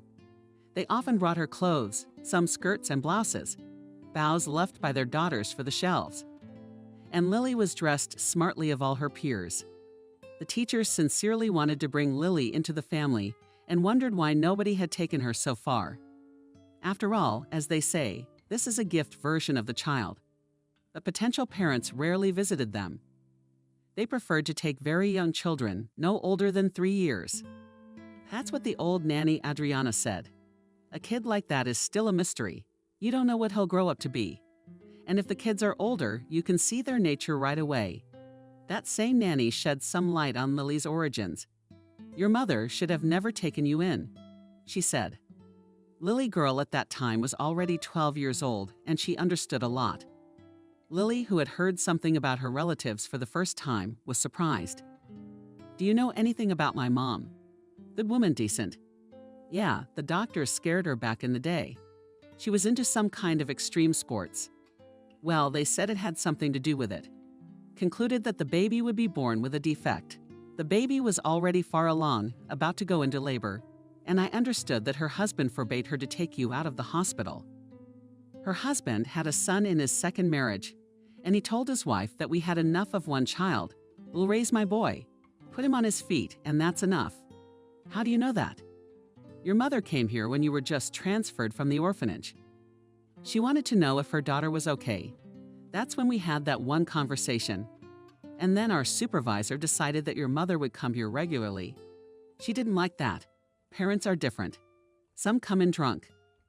Some of them are so out of control, you could call the police. So she told me to say that you were adopted, and the state protects the secrecy of adoption. So we won't give you any information. And the truth is, you've been living here just as you are. That's a cruel thing to say, Lily. She wasn't planning on taking you anyway. It's your mother, sighed the nanny.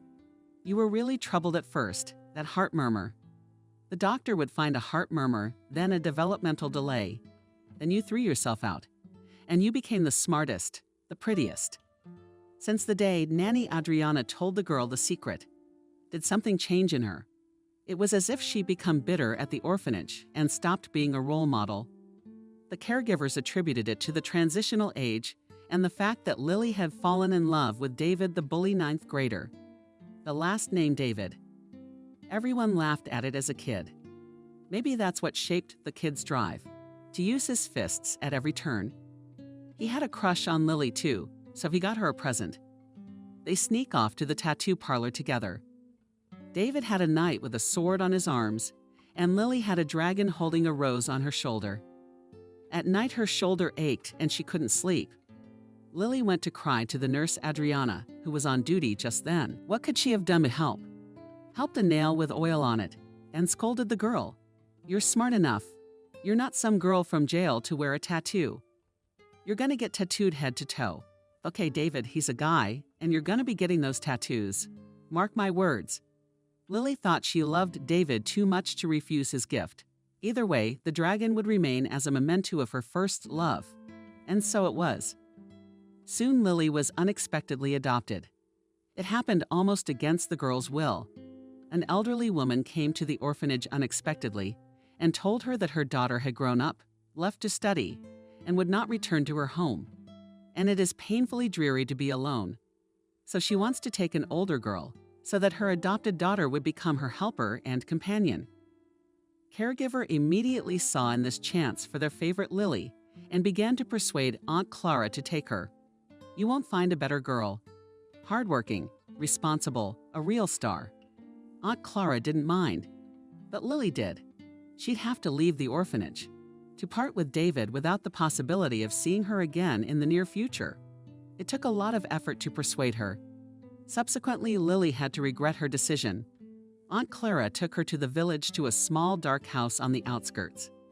She had to learn to do all the housework, even to stow the stove. And the woman had a large vegetable garden, and from spring to fall, she had to literally work there, digging, planting, weeding, helping, processing the harvest. Now Lily no longer resembled a doll. She was badly burned, arms cupped and kneaded. Aunt Clara dressed her poorly. Allowing any money for cosmetics was out of the question. Even the food was Lily compared to the orphanage very meager. Today Aunt Clara cooked soup for the whole day. Tomorrow, again, she fried pancakes or baked pies for the whole day. Lily hoped that at least at school, she would be able to eat with her classmates in the school cafeteria. But no, the meal fee Aunt Clara thought was too much. So instead, she wrapped her foster daughters up with her. Still the same piece of cake, but the first time Lily really got up in arms was when she graduated from high school. "Why would you want to go anywhere?" Aunt Clara said firmly. "I put so much effort into you, and now you're going to leave me. Girls don't need that science. You'll get married anyway. You'll have kids and then you'll abandon everything. Why don't you go be a saleswoman? There's a store near your house, 2 minutes away, and you'll get your paycheck right away. And the saleswoman lets you take home expired goods. These products will be very useful to us." Lily knew from bitter experience that it was useless to argue with her foster mother. The girl thanked fate that she had saved money in advance. She worked part-time, hiding it from Aunt Clava to walk and other people's dogs. And she even tutored children from junior high school. Lily found out the bus schedule in advance, left home at dawn, taking with her a minimum of things, her documents, and saved money, and left for the regional center. She had already turned 18, and even if Aunt Clara tries to look for her, she has no rights to return Lily. A few nights the girl slept at the train station as well. She didn't care what school to enter, as long as she got some specialty. And in the meantime to get a dormitory. Coming to the first college in the admissions office, Lily was confused. Fortunately, one of the teachers was a kind soul who talked to the girl, asked her what she could do, what she would like to do, and having heard that Lily likes to grow flowers, advised her to apply for landscape design. Unexpectedly, this choice turned out to be, as they say, an accurate shot on target. And Lily began to learn easily and with passion. Domestic problems were also solved. The college had a good hostel. Lily was put in a cozy room for 3. The roommates were good, companionable, and the girl herself did not notice how the years of study flashed by. When Lily got her diploma, she thought that she would have to work harder than the others. The other girls returned home to their parents. Some of them had gotten married in the meantime. Lily had to think about where to live and where to get the money to pay the rent. Fortunately, quite quickly she found her first clients, and soon with the help of word of mouth. Orders she began to have a lot. Now the girl could rent a modest apartment and buy herself everything she needed. Of course, the labor was not easy and mostly seasonal. In summer, Lily was busy from dawn to dusk. It was good if the customer was attentive and inviting the girl to work, would think about where she could drink tea, have a snack in the middle of the day, and wash in the evening. But many times Lily came home dead tired, dirty, and hungry. It was surprising that she had met Herbert in such an unrepresentable state. Lily was building a slide at a country house. She'd been working on it all day. She didn't think about how she was going to get home until 8 o'clock in the evening. People in this neighborhood were wealthy, they all had cars, and there was no public transportation. Lily was about to call a cab when a car pulled up beside her, and a man at least 10 years older than her offered her a ride. Lily was dense, dirty, and very uncomfortable getting into a shiny car like that. But the man didn't seem to be embarrassed by that at all. All the way they talked casually, and when they said goodbye, Herbert asked Lily to meet again. He courted her as if she were the only woman on earth, and very quickly he proposed to Lily. "I'm sure I've met the one I've been looking for all my life," he said. "So why stall for time waiting for something? Before the wedding, Lily, no, no, no, and remembered David, the one she loved the most in the world. The new feeling couldn't be compared to the old one. But David was rumored to be living somewhere else in the city. He was working as a mechanic and slowly drinking himself to death. But most importantly, he wasn't looking for Lily, which meant he'd fallen out of love, so she could marry without remorse. But very quickly, after marriage, Lily realized she was in a mess. Yes, she now lived in a big, beautiful house and had enough money for everything: new outfits, her own car, traveling, not to mention good food, which meant a lot to Lily too. But Herbert turned out to be such a jealous and hot-tempered man that life with him became an agony.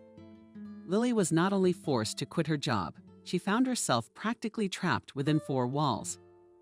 Before, the house had been guarded by a tall, clean-cut guy from a private security company. When Lily arrived, he was immediately replaced by an older, balding man in his 60s. There were security cameras in the house. There were surveillance cameras in the house, and soon Lily didn't dare to open the door to the mailman, or the pizza delivery guy, or anyone. And what good was it if she had her own car? She couldn't drive anywhere. If Herbert wasn't sitting next to her, another woman and in another situation immediately filed for divorce. But after Herbert had beaten Lily badly several times, he hinted that she would not have time to get help from anyone. He would just kill her. Maybe it was just a threat, but Lily believed it. She was so afraid of her husband now that as soon as he arched his eyebrows, her voice was taken away from her, and her hands began to tremble finally. He had no problem slapping her or pushing her, so that she flew to the opposite corner of the room. Lily always bruised very easily, and now she walked like a piano player at home. She had to wear clothes that covered not only her body, but also her arms and legs in the summer. Of course, with this way of life, Lily had no girlfriends, and after a few years she turned into a socially unadapted creature. Now, if she suddenly found herself alone in the city, she wouldn't know how to behave in a store or in an entertainment center. Lily felt all the time that her husband was watching her. Her movements were slowing down. They had no children, and Herbert already began to talk about the fact that it is necessary to go to the doctors and find out what is the cause. But one day, when he came home, he found Lily watching a soap opera with fascination. He couldn't escape her admiring gaze, and he decided that his wife had a crush on the actor playing the lead role. That day, Herbert was not in a particularly good mood. He had to deal with a lot of problems at work, including some not-so-pleasant ones, and he snapped. Lily had to call an ambulance. Herbert was very reluctant to let his wife go to the hospital, but the doctor cut her off. "We have to monitor her and rule out internal bleeding. Do you want your wife to die in your arms?" Before that, Lily had to lie to her heart's content that she accidentally slipped on the stairs and fell down unluckily like that. Of course, Herbert went with his wife to the hospital, but they couldn't give Lily a private room. It was all booked up, and the husband was kicked off the ward. "We have visiting hours and you can come back then." The ward manager cut him off, "And we'll talk to your wife about the nature of the injuries." So far, her explanation doesn't give me much confidence. Lily didn't start to feel better until a few days later. The whole time, she was a wreck. It was very painful to move. She was put on drips. Her arm was put in a cast. "Did someone beat you up?" "Who?" asked an elderly nurse as she scrubbed the floors. Lily nodded and couldn't help herself. She cried. Husband frowningly clarified the orderly with a mop under the bed. Lily nodded again. "So run away from him, silly, before it's too late," the orderly advised. "He'll cripple you sooner or later or just kill you." Lily knew deep down that the attendant was right. However, there was an obstacle that could not be ignored. "I have no money," she said. "And without money I won't get far. He would surely find me their heads." The poor orderly cut the conversation short. But a few hours later, she returned to the ward and handed the young woman a $100 bill. "Take it if you're thinking of leaving him. Pay me back when you can. I work hard for my money too. I should be retired by now. But how can you live on that?" "So I scrubbed the floors from morning till night." "Thank you," Lily whispered. "I'll pay you back." She didn't have a penny yet. All plans for escape had been rather distracted dreams. Now she was determined, even though she could hardly stand on her feet after her husband's beatings. She decided not to escape at dawn. The hospital woke up early too, and her absence would be noticed in an hour or so. But if she got out of the building late at night, there was a chance that she would be gone until morning, and she would have a few hours head start. Lily put the essentials in a bag, ate everything that had been brought for dinner, though she didn't usually have an appetite for hospital porridge, and went to bed before bedtime. Unexpectedly, she dozed off. In general, the young woman felt relieved, as if the question that had long tormented her had finally been resolved. Lily awoke around midnight. She had managed to sneak out of the room unnoticed. The nurse who was on duty had gone somewhere else. Lily went down to the first floor and slipped out the side door reserved for service personnel. She knew she wasn't going to the train station. There were 2 train stations in the city, one for the railroad and one for intercity buses. But the first bus didn't leave until morning. She would have to buy a ticket with her passport. She'd be found out quickly. The railroad was even worse. There was only one train through town that went to Chicago via New York. It stopped in the evening. And that's when Lily would be intercepted by her husband. The only way out was to get to the highway and hitchhike the rest of the way. That's what she did. The first trucker put her in his truck and dropped her off the next day in a big city. Here it was easier to get lost like a needle in a haystack. One problem. Lily had given him the only bill she had. She had no idea how to ask for change in such a situation. So she found herself in a strange city alone and without money. It was impossible to go to the police. The whole story would come out. She would most likely be sent to her place of residence. Finding a job would take a few days at best. You can't just take the first job that comes along. She would have to look for a place to live, or at least a place where Lily would be paid a sum of money in advance, and she could rent a corner of the house.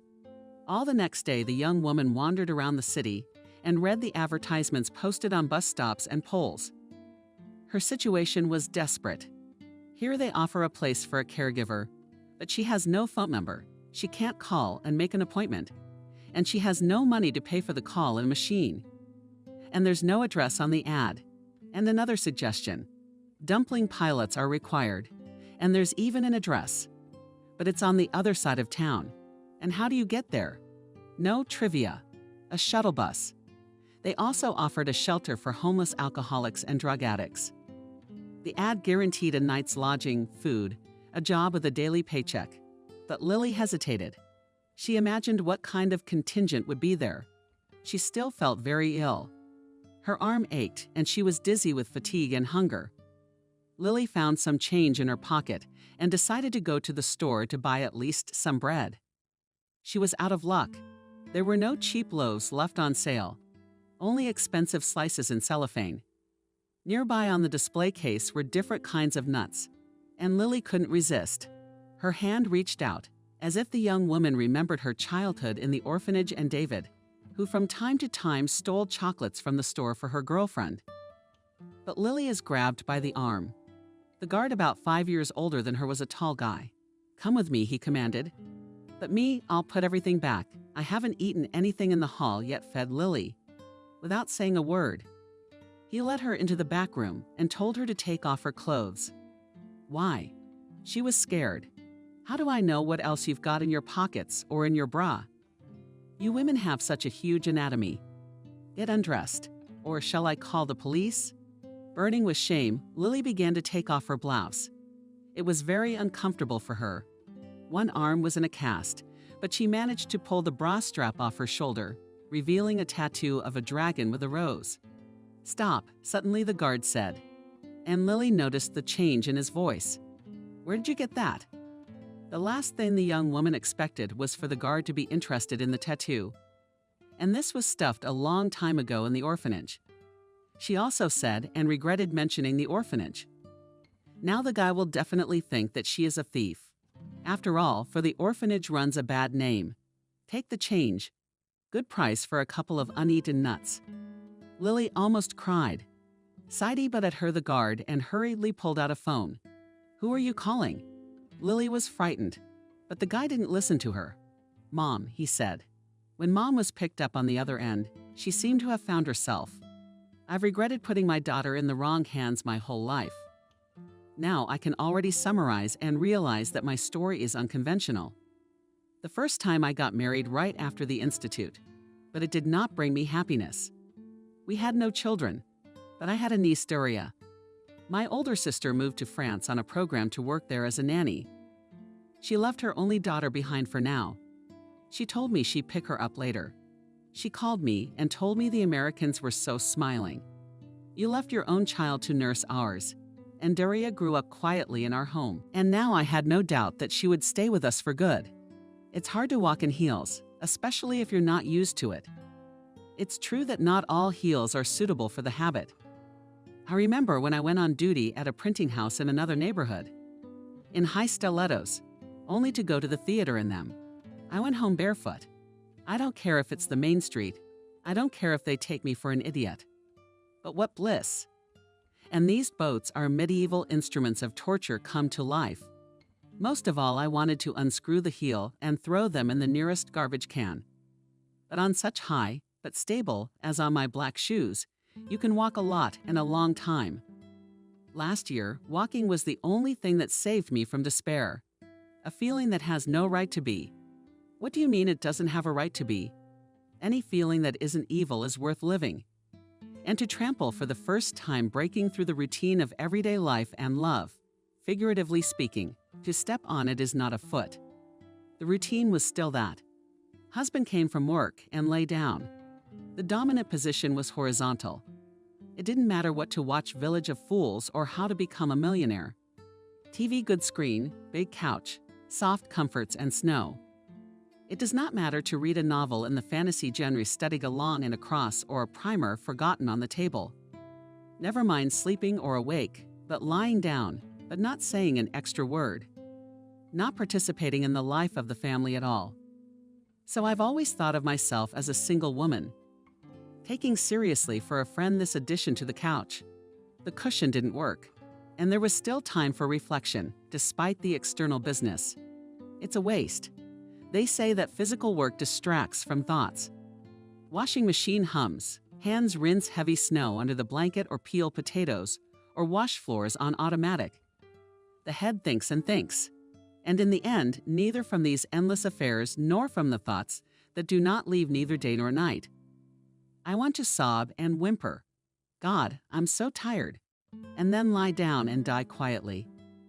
All around, life was boiling in all its manifestations. It was spring outside with a bright, tender sun. Everything was beginning to grow. And while every blade of grass was perceived as a holiday, its later will start to understand. Radish weed aside, radish pro weed. And meanwhile, nettles for happiness. Its first leaves fluffy emerald birds in their special spring voices so early in the morning, when almost darkness is a little paler than the real night. Doria is waiting for me at home. She has 3 silences of her own. Silence 1, only the rustle of pages can be heard behind the lessons. 9th grade is still without a tutor. We save money. We're saving money for university. Silence 2, in front of the mirror, only the clatter of heels when turning here and there. The other day on Saturday, I wore my most expensive shoes. Of course, she wasn't working. She was standing off to the side. And guys were distracted by it, because in such a form not to rake the garbage. And for disco, a mini skirt, net tights and shoes with rhinestones. Quiet. 3rd computer game. Her favorite game. A town populated by fictional characters. If at first she played by the rules like kids play dolls, build a house, leave it, supply it, populate it about the family, now Doria entertains herself by acting out whole shows. She has, for example, show hunger. She buys a luxury mansion for hers that has everything from a telescope to a swimming pool. Everything except the refrigerator. For a while, the little people enjoy life, splashing in the jacuzzi, singing from the bandstand, playing the piano. Then they start reaching out to their mistress and asking for food. She feeds them once a day, buys a plate of pies. Who had time, he ate. After a while, the pestilence begins. To sad music, death with a sight comes for one or the other. An urn with ashes is left in place of the deceased. Doria immediately sells the urn and the house becomes haunted. For the last survivor, Daria buys the most expensive refrigerator full of food. When I ask her if she feels sorry for the computer babies, she coldly shrugs her shoulders. What's there to feel sorry for? It takes 2 minutes to make new ones. I wish I had that kind of willpower. Daria will probably have a personality like my coworker. She's an animal trainer by trade. It seems that if her life was in the circus, she'd be able to handle lions without a problem. So far, her husband has achieved a rare degree of training. She wouldn't speak to him for 2 months at a time, sending him to his mom. Despite her pleas, her boss picked her up every morning and they drove to work together. Anyway, now Peter. After 10 years of marriage, she's pure silk. Not only does everything around the house, but sees Nancy as the one and only incomparable, of which you can't even put anyone else next to her. 2 things happened in my life at that time. I got into freediving and fell unrequitedly in love. Is an adventure enough for you? Asked my other friend Miranda. She couldn't have said anything different. By then I was in my 6th year of working for Incredible magazine. Every month it came to readers. 200 pages of photo text. Where would so much incredible stuff come from?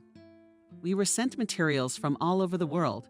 Because the requirements for content we had were small, royalties were paid correctly. But many people want to tell about unusual phenomena occurring in their neighborhoods. Some have seen with their own eyes, the whole. Some saw mysterious mirages. We processed these materials and published them. And my friend Miranda did the publicity. A lot of the space in the magazine was devoted to advertisements. My friend was a terrible neighbor, didn't dare to get out, even if someone invited her to the villa. For her, there was only her own, very comfortable apartment and office. That's why she considered my life to be literally nomadic. After all, my husband, niece, nephew, and I often traveled around the country. And then there's diving. Many people like to swim underwater, but to come into almost related contact with the depth of the dive to the limit of meters for a man, having nothing but caresses on such a dare few. I'll tell you in a nutshell why I took up swimming. I started learning as a child, spending vacations at my grandparents' place. The Black Sea in those places is very beautiful. On my trouble, I discovered a mask and fins. Why bad luck? Because I held onto the water then. I could barely swim only a few meters. And flippers are a special thing. Even for a beginner, they give you faith in your own strength. It seems that you glide along the sea surface quickly, like a dolphin, and it is impossible to drown. I came running to the still deserted beach. In the early morning, the coarse pebbles were cold, and the sea was also still cold and clear as a tear. I quickly threw off my sundress and left it on the stones and threw myself into the arms of the sea, which picked me up and carried me. You lower your masked face into the water, and you are transported to another world. Paris. Below, in a silly haze, underwater landscapes change. Huge rocks, overgrown with shells, green and red algae. The slanting rays of the sun, and white transparent umbrellas and silence. You hear only your own breathing through the tube. 200 meters from the shore, a rock was hiding under the water. You can sit down, have a rest. And from the shore, the sight is fantastic. A man sits in the middle of the sea as if he weighs nothing, or he could walk on the water like a saint. I ran my fingers through the thick, fluffy seaweed that covered the rock. And then my eyes slipped off my foot and I couldn't catch it. That's how I was left completely helpless, quite far from the shore. Back I could not. After all, I couldn't hold on to the water very well, and the distance was long. I had to wait until there was someone I could call for help. In the meantime, the only thing I could hold on to was to keep the waves from washing me off the rock. And then I saw the girl, where she had swum from, and where she was going. A small black head flashed in the waves. The girl was paddling leisurely and with the confident movements of an experienced swimmer. "Help me, please," I shouted. It was embarrassing to ask, but it was even more frightening to be left without help. It's so easy to drown. I explained in a few words what had happened. The girl dived in silently. She didn't show her face for a long time. Then she surfaced and handed me my blue flipper with new speckles. "Now you can go back to shore," she said calmly, and she swam on. The same measured sweep of her arms, and soon her black head was no longer distinguishable in the waves. From that moment, I realized, firstly, that I had to cope with any situation on my own. And secondly, I decided to learn to swim as well as this stranger. And I did. What's more, I began to dive to considerable depths without scuba diving. Free diving requires from a person long for several years of training and all the strength. Several times I surfaced from great depths, being on the verge of consciousness. Blue lips. The depth must be honored. The depth calls. I want to go into it and never come back. Every dive is a risk, the way athletes usually play with death. I had a period of depression after a few serious dives, claimed marks in competitions. I achieved then. The computer on my wrist showed it. But by some miracle, I pulled myself to the surface, I don't remember. And not at that depth. I was drawn downward, slipping and sliding further into that blue. Just a little bit more. And if it wasn't for my body, my mind would have stayed in the depths forever. And then I couldn't see water for a long time, not even in a glass. I thought it was the end of my normal life, but there was a man who took it upon himself to cure me. He was the head of the department in our town. His name was Ethan, and he saved me from the asylum. The doctor said, "Rest," and my first feeling was anger. What do you mean rest? Does resting make it go away? That feeling of helplessness and unwillingness to live. Blossoming depression in all its glory. But the doctor kept convincing me. I know how to cure you. There's nothing you can do. My fight is lost. She's always been a big deal to me since the first dive. And now, even though I'm back, alive, she's still got the upper hand. She's gotten inside my mind. It's drowning me. I'll help you, believe me. At the hospital, he put me in a private room. The treatment consisted of injections, which he gave me twice a day. His hands were magic. He'd come in the morning and ask how you're doing. Talk about something. And then he dropped the empty syringe in the tray. And I'm irresistible again. I want to sleep. I hug my pillow and sleep. I sleep. A respite from the nightmares that are becoming habitual. Before, in almost every dream, I saw that I overestimated their strength, lost the very point of return, and I cannot resurface. I, spreading my arms, as in a soft change, go into the depths, into the abyss. And here, for the first time, I began to sleep with a dead sleep, without heavy dreams. Ethan came in one day and I cried. He looked at my face and put the syringe away. And now, he said, we'll get better slowly. From that day on, I sat on the balcony in my bathrobe. 4th floor, he'll see? She doesn't even know how to do anything. And cried. Crying as much as you want? He said it was okay. Remember the old fairy tale about paradise? Only with tears came out of my eye a shard of the magic word mirror. I fell in love with this man, as we fall in love with our saviors, with those who delivered us from physical suffering. And my love was torn because it was unrequited. No, this man was not married, and I did not bring down anyone's family. But he valued his freedom above all else. He wanted to improve his career, travel, socialize with friends. On the other hand, I had a husband, and he didn't deserve for me to cheat on him. If Georgie had reciprocated my feeling, everything would have been solved. Simply, I would have honestly told my husband that I had fallen out of love with him, but no one promised me anything. And if I did decide to divorce, I'd be alone. I read somewhere that the true hell is loneliness, not fires, not devils, not frying pans. Loneliness. When I met Ethan, I thought I was done with loneliness forever. I'd made a friend. I didn't want to see, realize, and accept what was obviously different for Ethan. I was just a patient, shallow, unobtrusive patient who was simple and easy to relate to. Besides, he had healed me, and that too was a reason for him to treat me with warmth. But they were all wonderful and agonizing too. Those days in the hospital, we walked on paths strewn with pine needles. We sat on a bench by the pond. I'd tell something interesting from my life, thanks to the incredible. There was more than enough to go around. Ethan talked about the clinic, about his patients. There was something elusive missing from our conversations, something that would allow me to rest my head on his shoulder and close my eyes. When I got back on my feet, I went to see a psychologist. In our town, 2 husband and wife were considered the best in this field. I scored the reviews on the internet and realized that the husband is actually a wife hater. Clients sadly wrote that he opened their eyes and that it turns out in all the troubles in their lives they are to blame themselves. Why did they return to this psychologist? Again, it was a mystery to me. I went to see his wife, an attractive, well-groomed woman. About 40 years old, her name was Maria. "Love brought me here," I said. "I can only be happy for you." She smiled. Unrequited, I clarified. Love. In any case, a gift from God. And even if unrequited, it can bear fruit. Spiritual growth, wisdom, experience. Sit down, let's work. Maria. She told me to sit in the chair, cover my eyes, and relax. "What has offended you the most?"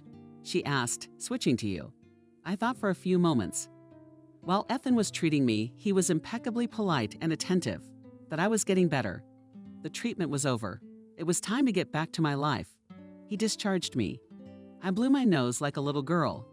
And he said goodbye like a regular patient and didn't say he wanted to see me again. Didn't even ask for my phone number. I see. Maria began to speak slowly, clearly. She was suggestive. "Now it's night for you." A night when everything from the tips of your toes to your scalp hurts, but it hurts the most to breathe. It's the dying hope of his love. If you have survived this most difficult time, you will begin to heal. Where does recovery begin? You will slowly begin to remember that there are other people in the world with their own wants and needs. Maybe you have a mom who has had a sick child lately who has missed you so much. Feeling sorry for them feels like shame that you thought so little of them. The first sign of recovery. You'll start to notice that there are some nice things in the world that aren't related to your loved one. A warm bath, a good book, fine perfume. Have you gained weight? Nature has given each of us an amazing amount of strength. But if you don't want to repeat the same old pain, if you don't want to be tormented anymore, let's think together what to do so that you don't fall into this trap again. What's the difference between happy love and destructive love? Crazy love is also called crazy love because it involves inequality. You are capable of loving and your partner is not. The more you give your soul to him to awaken reciprocal love, the less you get from him. I went to Maria for a few weeks. An affair with life is more than an affair with a man. She convinced me. It includes all kinds of love of family, of home, of animals, of one's business, of a beautiful city, of good weather, and of course of men too. If one thing is taken away from you, one thing remains, and the rest I collect love stories, Maria said. Not fictional stories, but real stories that happen to people. I remember an old story printed in a magazine. A man wrote about how lonely he was. He got a lot of letters. He chose a woman with 5 children. A year later, the magazine published pictures of them in a cramped apartment. They are drinking tea in the kitchen deep in the night when the children are finally asleep and they are happy. Or the story of 2 old people who met in a polyclinic, she in her 80s, he in his 80s. So what? That they found each other only now. Love brings joy regardless of age. And if you're shaking your head right now, you won't meet anyone like me. Think if you didn't know he existed. You'd live in the world and not grieve. Would look at men with wide open eyes and look for your destiny. So search, believe in yourself. It's not easy. It takes a lot of work to bring out the best in yourself, that only then will you feel that you live in complete harmony with yourself, that you're happy. I guess God heard Marina and sent me another version of happiness. I realized I was pregnant. For years, my husband and I had dreamed of having a child, but something prevented me from rejoicing with all my soul. I guess I had a premonition of the future. Time after time, the doctors didn't like the ultrasound results. And I realized that probably everything I had been through had taken its toll on the baby and my diving to greater depths, and the medications I was given at the sanitarium. In the end, when my daughter was born, I was told that she would not be a full human being.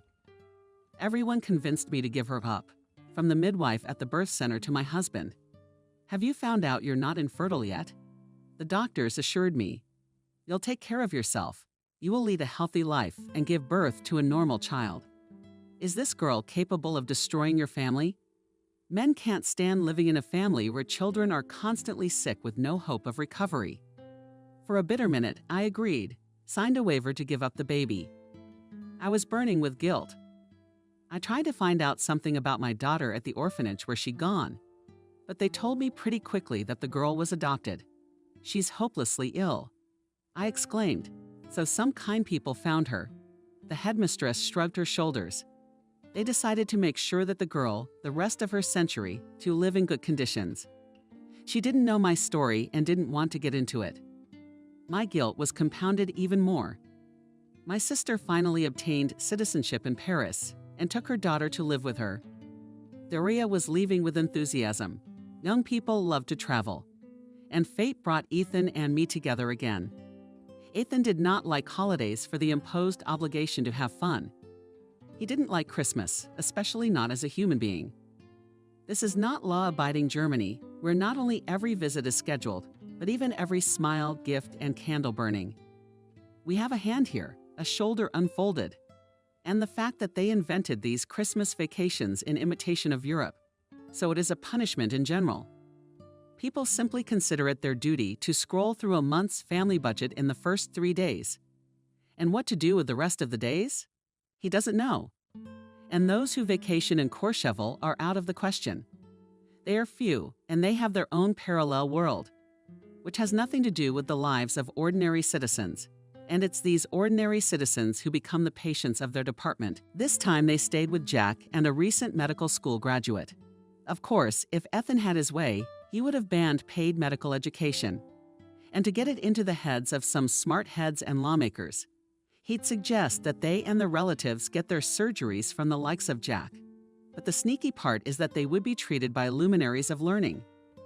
Jack attends surgeries and learns from senior colleagues. The process seems to start from scratch. He doesn't know the most basic things. And if anything, he'll honestly admit he hasn't been to any of these lectures. If Jack ever becomes a normal surgeon, Ethan can safely go to the theater as a potential ballet dancer. Jack flew into the resident with his eyes popping out of his orbits in horror. Ethan screamed he's in the emergency room with a man brought in and blood pouring out of his stomach. Massive bleeding. Look, hurry up, I'm scared. Ethan ran to the emergency room.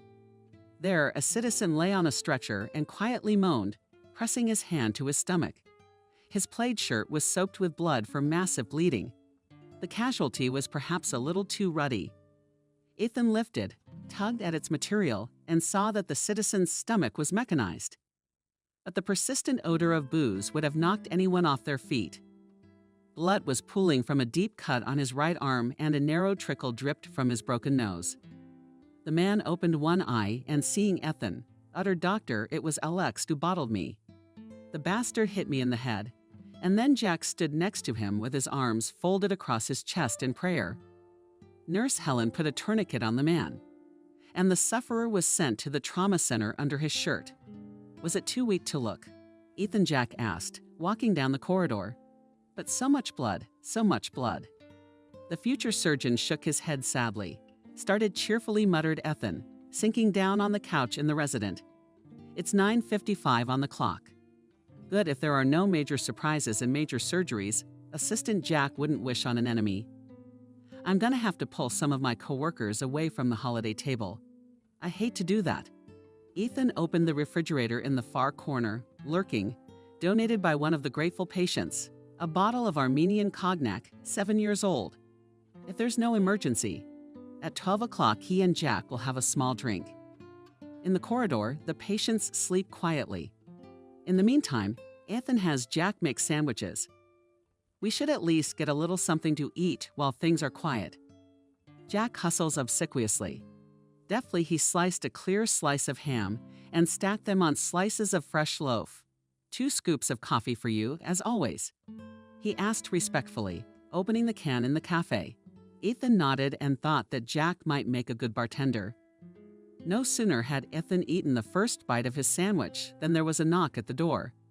The gray-haired head of Benjamin's patient from Ward 6 peeked through the crack. "Doctor, I need an enema." "It's just that on the second day nothing is working.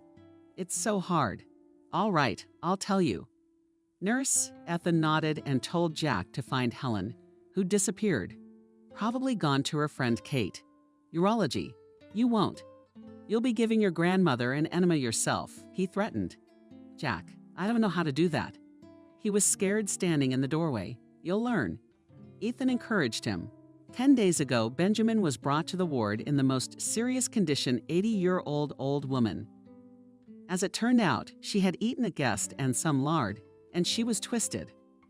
So the poor woman could not breathe, could not charm. Ultrasound showed that her gallbladder was full of stones and needed emergency surgery. Maybe we shouldn't, doctor, moaned Benjamin, whose cheeks were the same color as the hospital sheets. I'm 80 years old and still dying. But not this one. You could have done it at home in your own bed without me.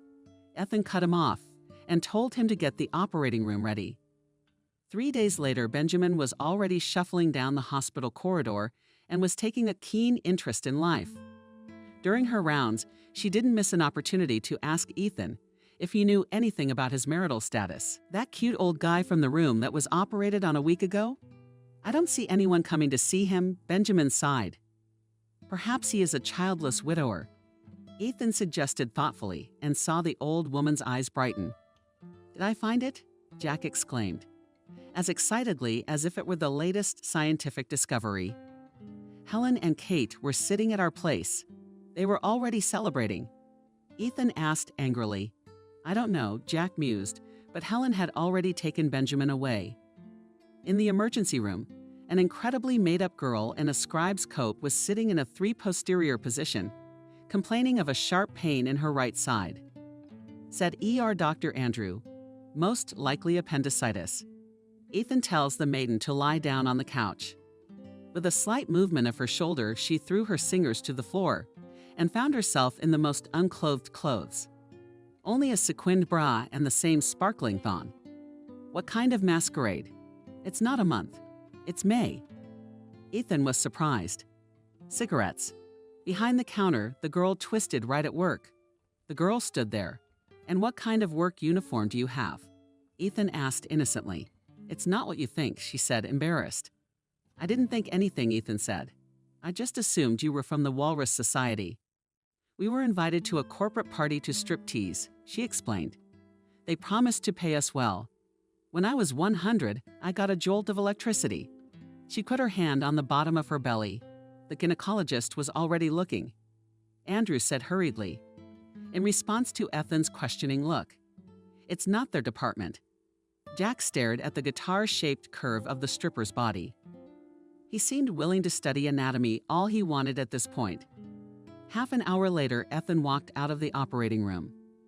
Appendicitis isn't the most complicated surgery. Didn't need to disturb any of his colleagues. Jack was fine. At 11:45, Ethan looked into Ward 4, where the strippers had been taken after the operation. The girl opened her eyes, and when she saw Ethan, she suddenly cried. Who'd want me so ugly now? Ethan raised his eyebrows, but with his stomach positioned. The sickly woman explained. First of all, no one crucified anyone. Ethan suddenly took offense. I did a cosmetic one. It came out butt to butt. Slava Zaitsev would be jealous. In a week at least, we were left again. He was quiet and added, but I wouldn't advise it. Or he'll get a left side disorder, and we have no work to do, and they won't pay. I am now crushed, sighed the girl. Why have you sued them? For personal injury. Ethan winked and left the room. Room 5. He looked in because the lights were on and there were invited but clearly excited voices. And it was a good thing he looked in. On the bedside table in front of the patient Zhilieva, recently operated on for a stomach ulcer. Yes, there was a good bowl of homemade dumplings and an unopened bottle of vodka. What the hell is that? At the risk of Ethan flying into the room. Who brought it?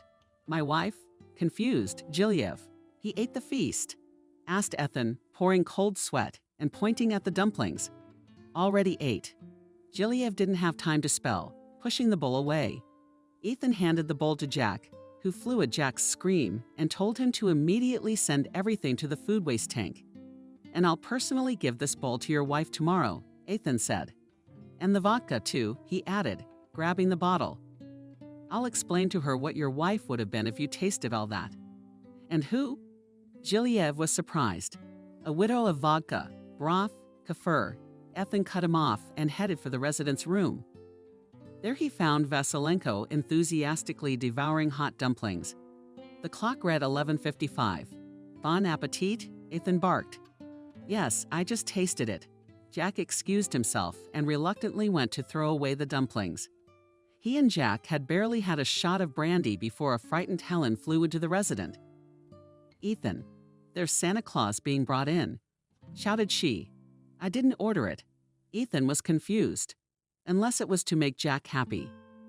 Insulting Ethan, Jack's egotistical response. Don't you get it? Helen got worried. He's in serious condition. See for yourself. Santa Claus was lying on a gurney in his red sweater and white beard. Red watercolor circles stood out sharply on her pale cheeks. Nearby, shaking violently, was a frightened elf in a white minicoat. A frightened elf in a white mini fur coat. She held in her hands a snow-white beard and his red and white hat.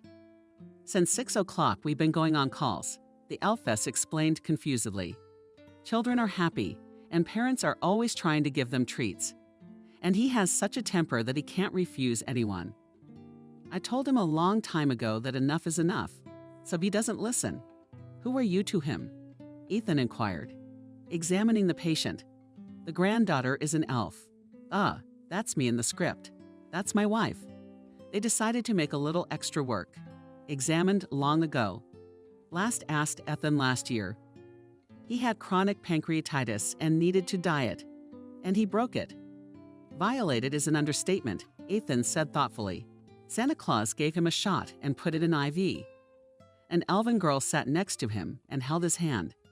A white mini fur coat hung on the headboard of the bed, reminiscent of the angel wings that served. Ethan gestured to her in the hallway without her New Year's Eve attire in a short skirt and sweater. She resembled a student who had run away from a lecture. If his condition doesn't improve, we'll prepare for surgery, Ethan warned her quietly. He will live in the neighborhood in her eyes, she asked. Of course he will, Ethan reassured the girl. I've never seen Santa die of any kind of pancreatitis. From the resident, he called the head of the department just in case, and warned that a serious patient had been admitted. The chief promised to come if necessary. By morning, Santa Claus was feeling better, and Ethan told the elf that she could go home. Then he looked into the stripper's room and was surprised to find Jack there. He was carefully checking the poor girl's stitching, and without Ethan noticing, he was passionately telling her how many seriously ill patients he had saved from imminent death. Happy New Year, said Ethan and added Namakai, poking her in the side some more. Bae, what is Jack talking about? Happy New Year.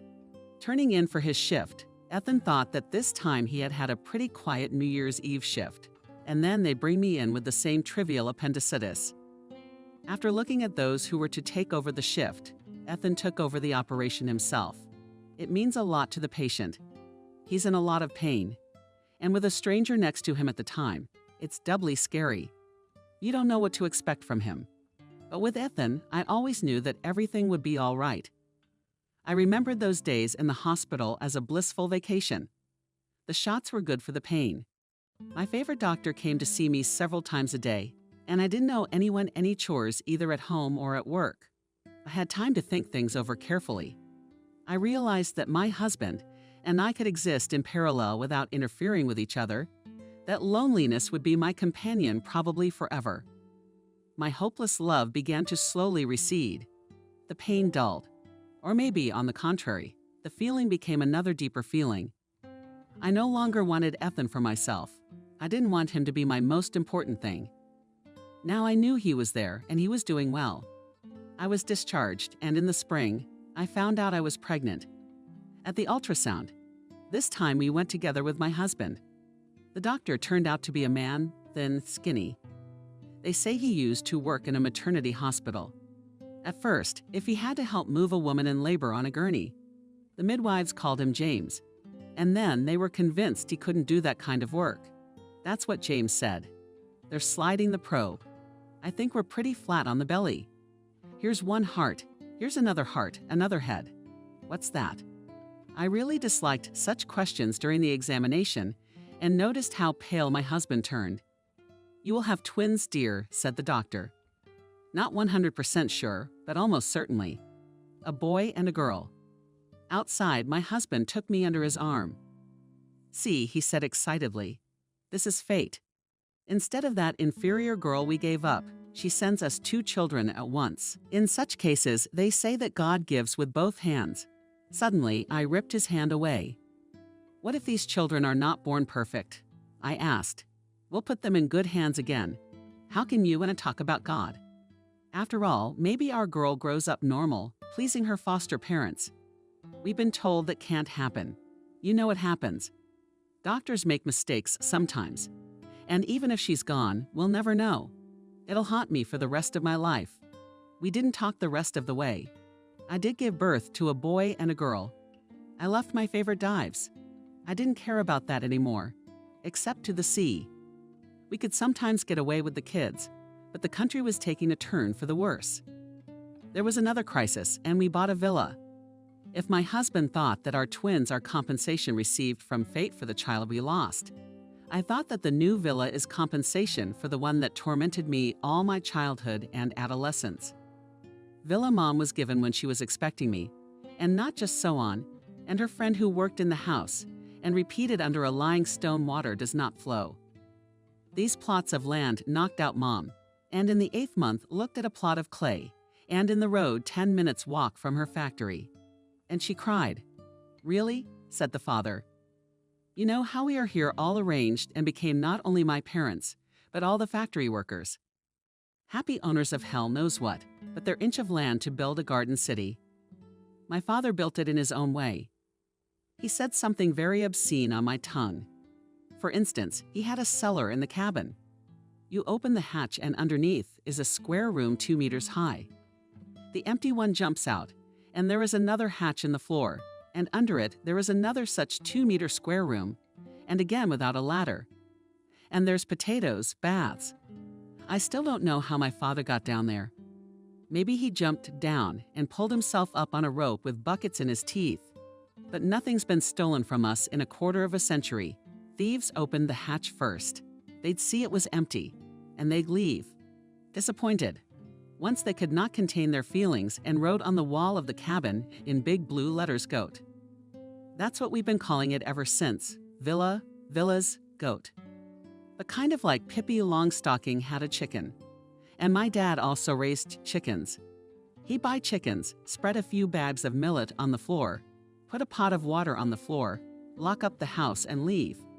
He'd come back and they'd be all grown up. They wandered not in yellow down, but in white feathers. The chickens grew up quiet and without problems. Mom loved the villas to the point of madness. At one time, she chose the institute on the principle that would not leave the city.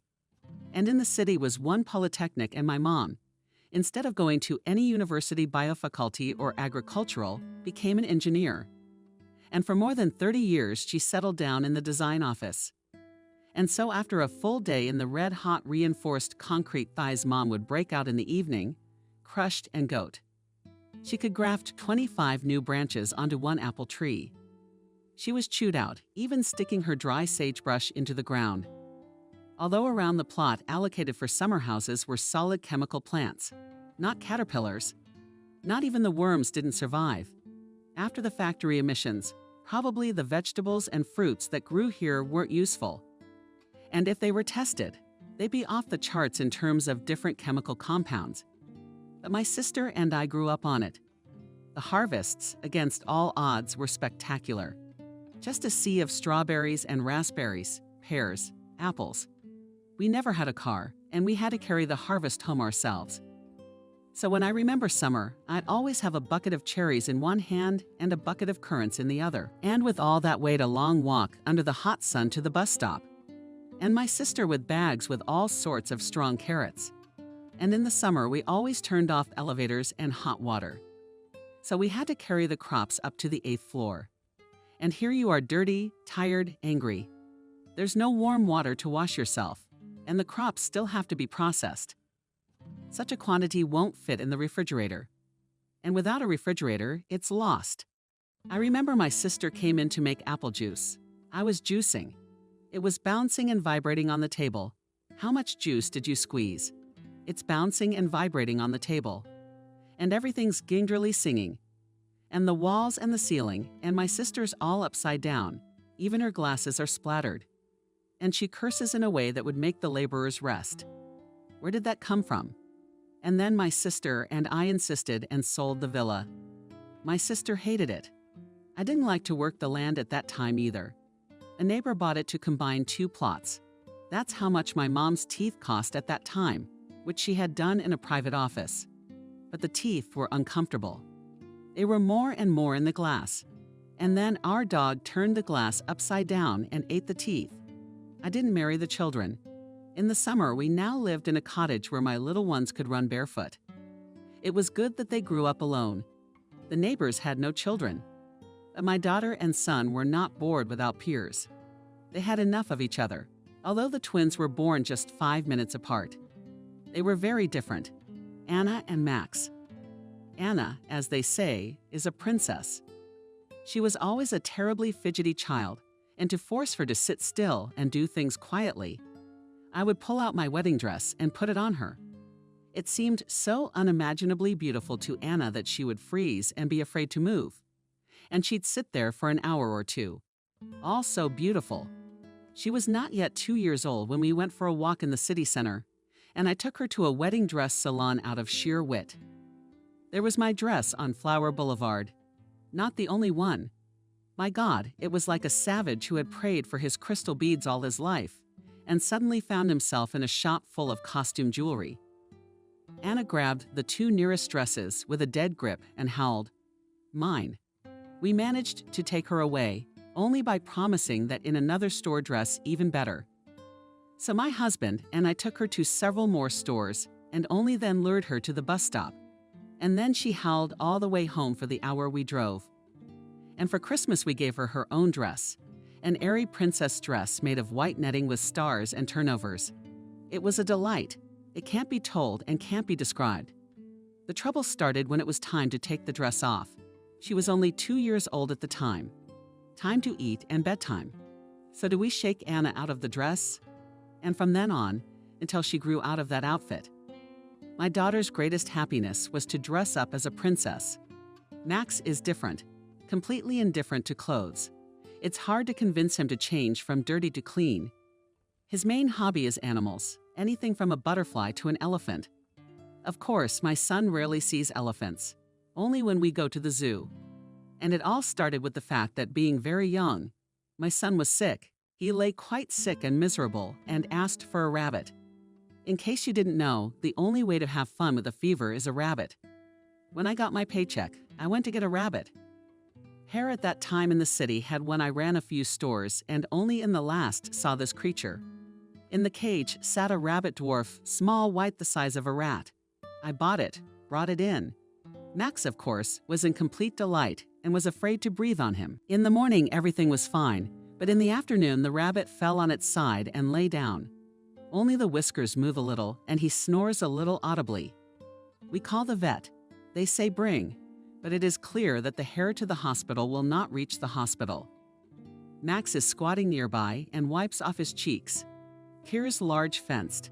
I took the animal, put it in a box. Let it rest, I say. Really just did not know what to do. Half an hour later, I see Sat Bunny washed up, falling from weakness, went to the feeder to eat, and fell asleep, coming back to the saucer with the food in a ball like a kitten. Turns out he was stressed from the extra attention. Then, when I decided to go to the orphanage and find out something about my daughter, Christmas was approaching. I wasn't feeling very well. My head and shoulders ached. I guess all illnesses are a reflection of the way we live. I had too much on my shoulders, and I had a lot of heavy thoughts in my head. We hadn't bought a Christmas tree yet, and the kids were pestering me the day before, asking if I'd forget to bring the forest beauty in time.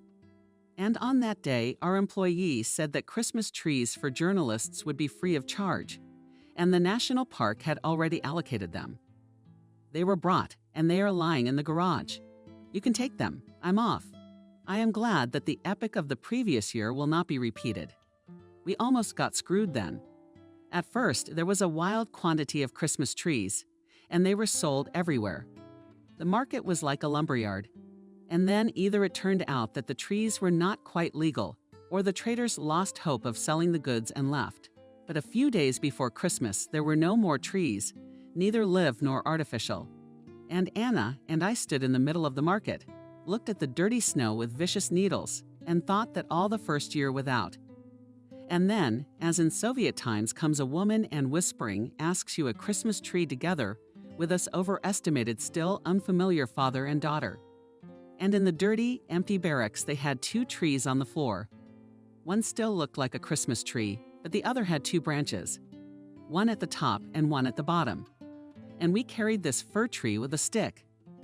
Then we sat down with it at the bus stop and called my husband, who had been sent to look for a Christmas tree in other parts of the city. We got one, only you meet us because we're not carrying it. We sat there and hid it behind our backs because we were embarrassed that it was so ugly. And everyone thought we were hiding it because we were greedy and didn't want to tell them where they sold them. It was the last Christmas tree in town. We took it as a basis because at the dacha we have a spruce, which my mother brought in a scarf from near Street Petersburg, from the Ship Grove. The fir tree has already grown taller than the house. We cut off a few branches from her and screwed to our freak. And now you can choose the trees of your choice. That's great. We don't have much room in the house. All the rooms are crammed with furniture. The only place we can put a tree is on the table. So I asked in advance that they get me the smallest tree they could find. I was passing by the bazaars. There were some tiny Christmas trees there, but I thought that Leshka would bring a Thumbelina. I'm going into the garage. Anyway, if I stand on a chair, I can reach the top of the lowest Christmas tree with my raised arm. Our male coworkers, they said they drank it. Executed before Christmas. So for some reason I felt bitter that I just waved my hand and went. I didn't know why I got on the bus and went to the orphanage. Of course, they wouldn't let me go any farther than the watch. After all, I had no prior arrangement with anyone. And passing by, the educator only threw that the secret of adoption is protected by the state. And I will never know what kind of family took my child in. And then a miracle happened. Anyway, I can't interpret it any other way. The old nanny who was mopping the floor left her mop and looked at me. Are you that stupid girl who swam out of before she abandoned the baby? Aya, do you remember me, even though I'm an old woman with a bad memory? I can tell you the truth, but I don't want you to run around in my generation. What are you talking about? I don't get it. Well, you won't complain to all the authorities that they cheated you for no reason that our bosses are in trouble. What about my girl? I got cold feet. I was cheated.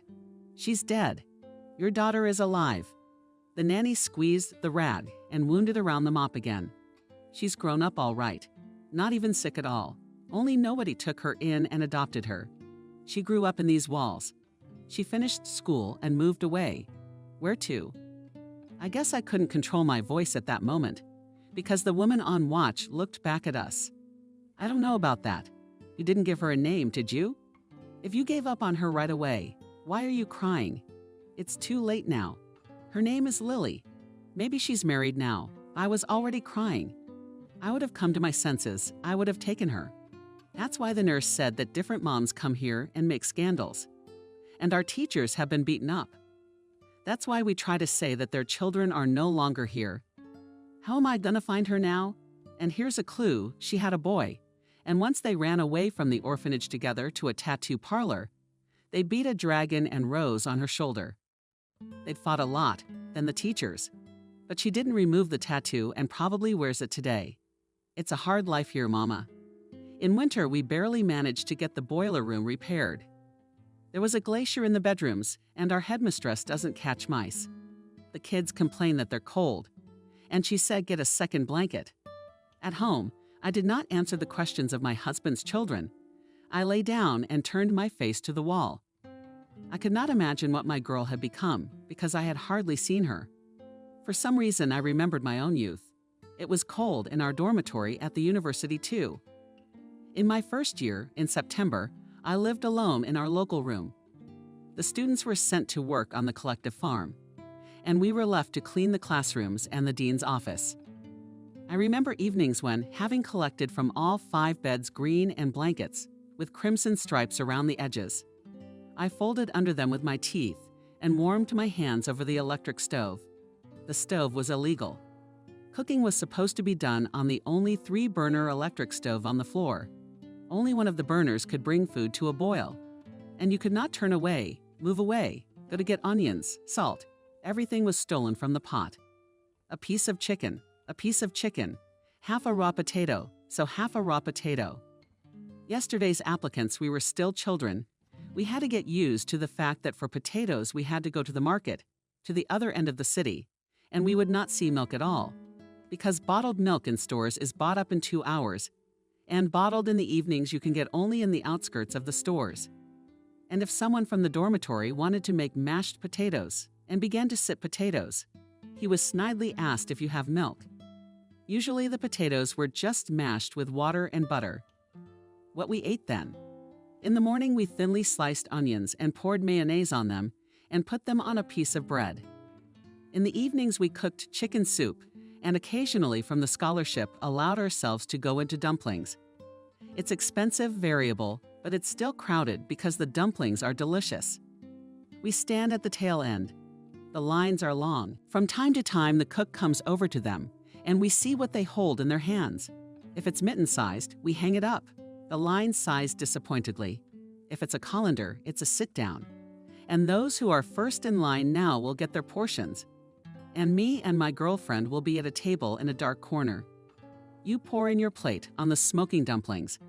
Half a cup of sour cream each to keep you satiated for a long time. My girl in kindergarten must have lived on hunger too. Then I remembered the library where I spent a lot of time during my school years. It occupied one wing of the Opera and Ballet Theater building, and in the other wing there was a choreographic school. The girls and boys there also lived in boarding school. I imagine how in the evenings these girls ran on the floor of dark staircases, tangled in down and shawl, because it's cold here. I saw it all as if it were his. Their shapely legs in point shoes, and their hair tightly tied at the back of their heads, and I could hear what they were saying in the bedrooms. And soon they'll be dancing the Nutcracker because Christmas is coming. What can we get ourselves for Christmas? There's no makeup in the stores. I mean, they sell mascara. It's a block of black stuff as hard as granite that you have to thaw out before you can put on makeup. It's not like now, when everyone's excited about you and you're excited about the furniture. From the gypsies who occasionally sweep with their skirts near the stores, you can get polished shadows or lipstick, even in the bluest and lilac colors. Under the dead man we buy perfume. They were magic at that time. You could perfume a sweater and then wash it dry. And there was still a faint odor. How much was there? Watercolors, with a lower odor, or Romeo and Juliet in Riga. 2. Boxed bottles on white silk. Juliet smells like jasmine. Just before the holiday, everyone in the group drops 50 cents each and raffles off a bottle of champagne that someone has gotten, because there is no champagne in the stores either. I remember taking my children to the theater and what a celebration it was for them. We saw Silva. We were sitting in the front row. One of the characters dropped a champagne glass and it shattered. And then the dancers come out. If they were wearing shoes. No, point shoes. The stage is tiny and the dancers have to waltz right into the shards. At the very last moment, one of the artists leaned over and in one movement all this glass with a comb in the palm of his hand. And then Boney M. They got into a fight, and Boney screamed. Careful, he has a new disease shaking. Max whispers to Mom, what 3 bitches he's got, where it's shorter. I covered my face and sobbing. The librarian looks on with laughter. And then Silva swung his black bow over us and feathers flew on our heads. That's the kind of theater lovers we were. I could never agree with those people who think that time flows slowly. For me, it was always galloping. I think I just took my kids to first grade. Here we are with parents standing under the office door and waiting to pick up our kids. We won't notice how 11 years will fly by, one of the moms said then. I didn't believe her, but she was right. Before we knew it, it was graduation night. And if with Max everything was solved, he just didn't care in what suit to go to the ball. Then with Anna, we chose different options for so long. In the end, we had 2 dresses for the ceremonial part of the blue puffy. Huffy daughter looked like a queen in this dress. And we also bought a small black dress, which was comfortable to dance at the disco. Anna said right away that she would go to New York. Max chose the law school in our city. I realized that my daughter and son's childhood was over. The chicks are leaving the nest, and that's the way it should be. But before we parted, I warned the children that we had an important conversation to have. I didn't inform my husband that I was going to tell Anna and Max. He'd long since given up on our first child. Blurred it out of his memory. To him, it was just some unpleasant incident that happened in such and such a year. But I knew I'd be tormented for the rest of my life by the fact that I'd given up my child. So I honestly told my kids that they had an older sister. Except we'll probably never find her. I can't even tell you what she looks like, I said with infinite sadness. The only time I ever saw her, her hair was dark and her eyes were blue. But then she was a newborn baby, and who knows what she's like now? The only thing more or less accurate. On her shoulder, she has a tattoo of a dragon holding a rose in its mouth. Anna was amazed. Mom, but how did you decide to give up a child like that? Max and I were sick as children too, and you nursed us back to health. You cared for each one of us. It never occurred to you to get rid of us. That word "get rid of us" stabbed me. And didn't Daddy object? The daughter went on. Did he have to convince you that everything was manageable? It's all treatable now. Your dad, I asked bitterly. He made me do it, actually. I've been told from all sides that it's hard. A sick child. What was I supposed to give birth to? According to the doctors, would put an end to our family. We would never be able to live a normal life again. Everyone said the right and reasonable thing. But I almost immediately began to regret my decision. But it was too late to fix anything. I had been lied to and told that my little girl had been adopted. And it turns out that this did not happen, and she grew up in the cold, stuffy walls of the orphanage. I bet she wasn't fed and abused. She suffered because she wasn't wanted. The people closest to her have given up on her. Anna finally realized how hard it was for me to say all this. She ran over and hugged me. It's okay, she said. Fate will still be on our side. We'll find Lily, I'm sure. If I graduated from law school, I'll have a better chance of finding out about her, Max encouraged. All I could do was cover my face with... I didn't inform my husband that I was going to tell Anna and Max. He'd long since given up on our first child. Blurred it out of his memory. To him, it was just some unpleasant incident that happened in such and such a year. But I knew I'd be tormented for the rest of my life by the fact that I'd given up my child. So I honestly told my kids that they had an older sister. Except we'll probably never find her. I can't even tell you what she looks like, I said with infinite sadness. The only time I ever saw her, her hair was dark and her eyes were blue. But then she was a newborn baby, and who knows what she's like now? The only thing more or less accurate. On her shoulder, she has a tattoo of a dragon holding a rose in its mouth. Anna was amazed. Mom, but how did you decide to give up a child like that? Max and I were sick as children too, and you nursed us back to health. You cared for each one of us.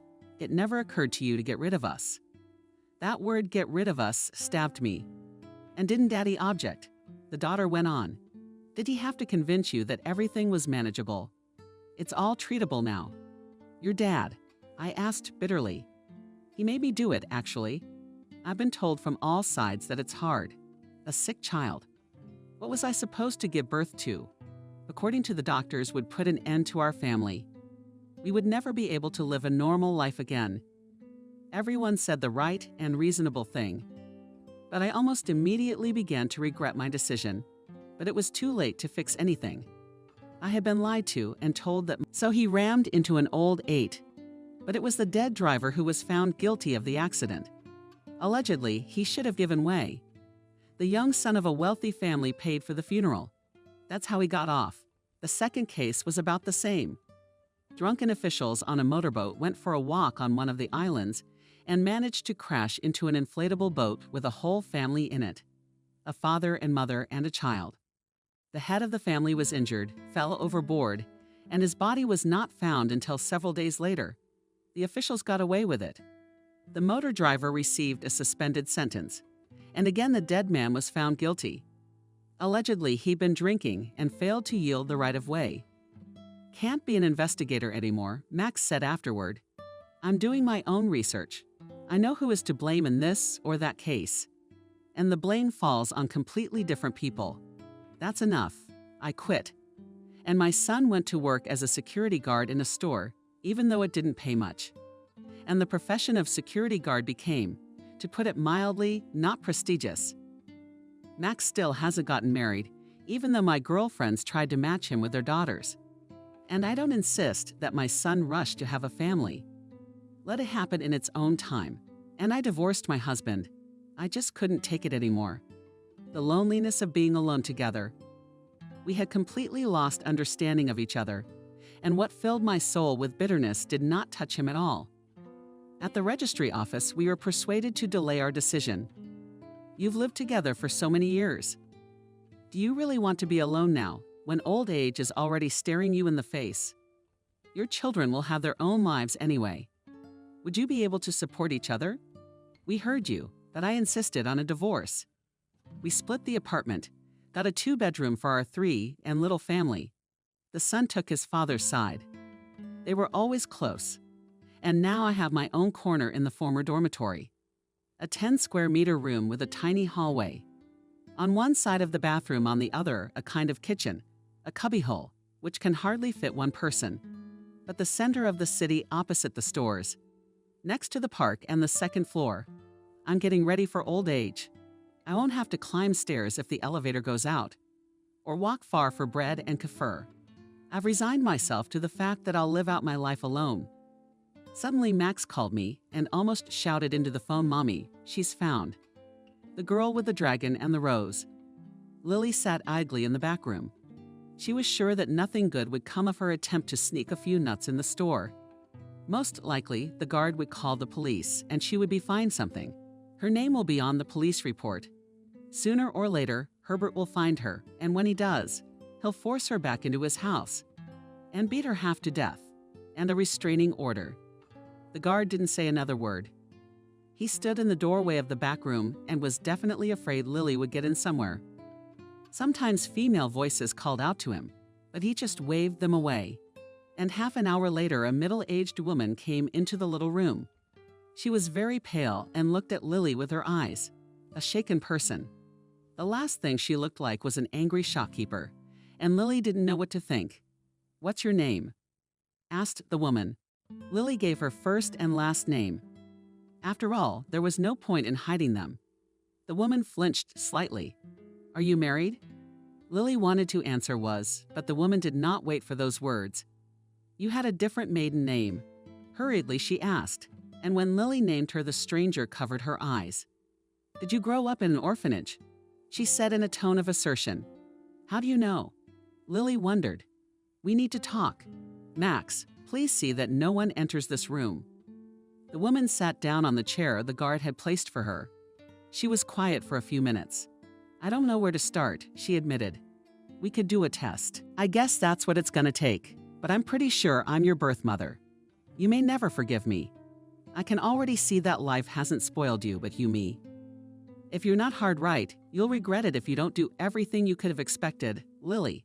But not what happened to her. The guard didn't send her to the police station. Instead, a woman sat across from her and begged her to listen. "Speak up," Lily said. The woman started from afar. She talked about how she had married without much love, how she had gotten caught up in the routine of everyday life when she was still young and wanted a thrill, how she got into extreme sports and achieved something. And then the records were a time of pregnancy, and the doctors assumed that the child is terminally ill. "I waited many years," the woman said.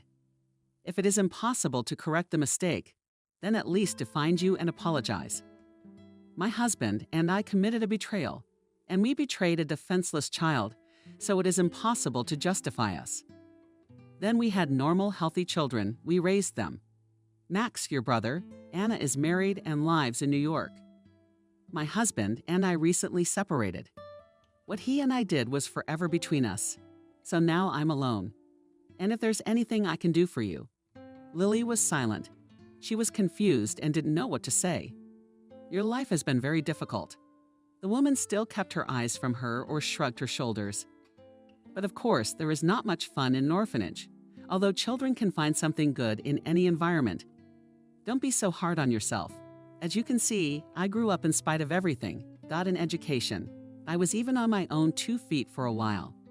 And the fact that things have fallen apart in my life now, it's not your fault. Maybe I don't have the right to ask. The woman looked at Lily from head to toe for the 100th time. "But you have a place to live." "I don't right now," Lily answered bluntly. "But I hope it's only temporary and everything will eventually fall into place." "Come with me," said the one who called herself her mother. "My apartment is more than modest, of course, but at least I have a roof over my head. We have much to tell each other. You, Max, on the other hand, I would ask you not to say anything to your father. It's been over for him for years, and he doesn't need to know." That night, Lily and her mother couldn't sleep for a long time.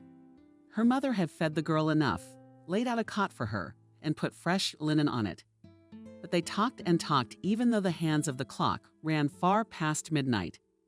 Lily told about her years of life in the orphanage, about her friends, about her teachers, evil and kind, about how she had become a landscape designer to create beauty with her own hands. Her mother touched her hand. "I have a villa. It's yours now." "Thank you," Lily whispered. About Herbert, she told briefly it was too painful to remember. But she confessed that she was afraid he would find her. "You have a brother now. He'll be able to protect you." "Well, I don't know," Lily said incredulously. "I don't want to have to protect you from my ex-husband. He's got a lot of power and a lot of money." The next day at the family council, they decided that Lily would go to the villa and live there a little rest, come to her senses, and then it would be clear. Although the mother no longer doubted that she had found her daughter, she still once again traveled this way and visited the children's home and in the orphanage where Lily grew up. She went there with pictures of the girl. And now, when it was no longer about the interests of a minor girl, the educators were more cooperative. It turned out that this is the same little girl, which parents abandoned immediately after her birth. The situation was finally clarified by a DNA test. Lilia was recovering quickly. The bruises her ex-husband had left on her memory came together. In the hospital, they removed the plaster from her broken arm. The girl enjoyed gardening, planting flowers, caring for plants, noticing how the small garden was transformed under her hands. Neighbors began to ask her for help. Lily believed that even here, in a foreign city, she would be able to do what she loved and get back on her feet. Herbert finally picked up her trail and appeared in the city. But Max, using his old police connections, managed to get a hold of him. "If I ever see you near your sister again, I'll have Sasha for a long time," he promised. "You weren't shy about raising your hand to Lily, and we're not shy. You'll probably be found in possession of drugs. And that's a lot of time." And Mom got a call from the doctor she was hopelessly in love with. Kelly said, "Let's meet you somewhere. I've been wanting to talk to you for a long time." Kelly couldn't invite him to her tiny room. There was no place to sit. They set up a meeting at a cafe in the park near Kelly's house.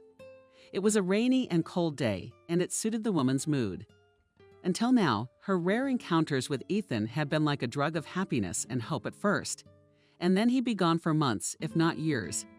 And that was how it was now. The last time they'd seen each other was several years ago. Kelly knew she had grown old, but she accepted her age with dignity. Didn't get along unnecessarily, which made quite a few older women ridiculous. Kelly always dressed tastefully. She didn't own many things, but they all suited her. A good haircut, a light scarf around her neck, a light-colored coat. But most importantly, her gaze had changed. It didn't have that tragic note that you always have. "Something good?" Ethan asked. Kelly smiled slightly. "It's a long story, but you called me here for a reason, so there was a reason." "Let's start with you. I just wanted to see you." Ethan shrugged. "Somehow I ended up alone." "But you've been alone before." Kelly wondered. "As far as I know, your parents live in another city with your brother." "That's right. But I guess when you're young, you don't feel loneliness too much. On the contrary, you even want to be at work all day. Everyone needs you there. In the evening, you think about one thing: to come and collapse in bed and no one to disturb you until morning.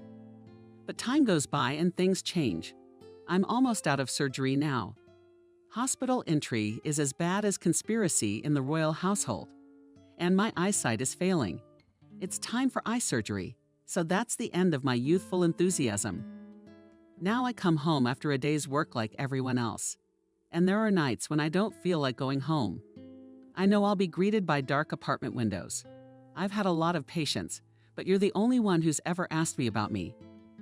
Everyone else was only interested in me as a doctor. They started telling me about their illnesses, complaining, asking for advice, asking for things. And now I think that no one ever needed me as a person. Ethan stared straight ahead. Kelly was silent. It was no use telling him that she'd loved him for years, unrequitedly. And he hadn't noticed. Would it make any difference now? And you, he continued, tell me about yourself. Before your eyes were always sad. Now they're bright. Something good has happened. It's a story that sounds like a fairy tale. And Kelly told him what she'd never told him before, how she'd lost her daughter, and now she found her again. And she didn't care what her old friend thought of her now. Ethan was shaken. I can imagine the burden she'd lived with for so many years. How's Lily doing now? She's fine. If you need my help. No, she's almost recovered, and now she wants to get back on her feet. I signed the house over to her, and she's making a real piece of paradise out of it. She knows that I would do anything for her, that I'm deeply remorseful and guilty. But I have to give her time, and for now I'm not imposing. She has to see for herself if she can accept me as her mother. You are a wise man. Ethan touched Kelly's arm, and you can forgive me. And she returned the chin. For what? Well, I'm a complete fool. I've noticed things. But at the time, I valued my freedom more than anything. And now I'd like to make up for it, if it's not too late. 2 months later, Kelly and Ethan's modest wedding was celebrated at the old country house. There was a wonderful starfall that night, and everyone could make a wish and believe it would come true.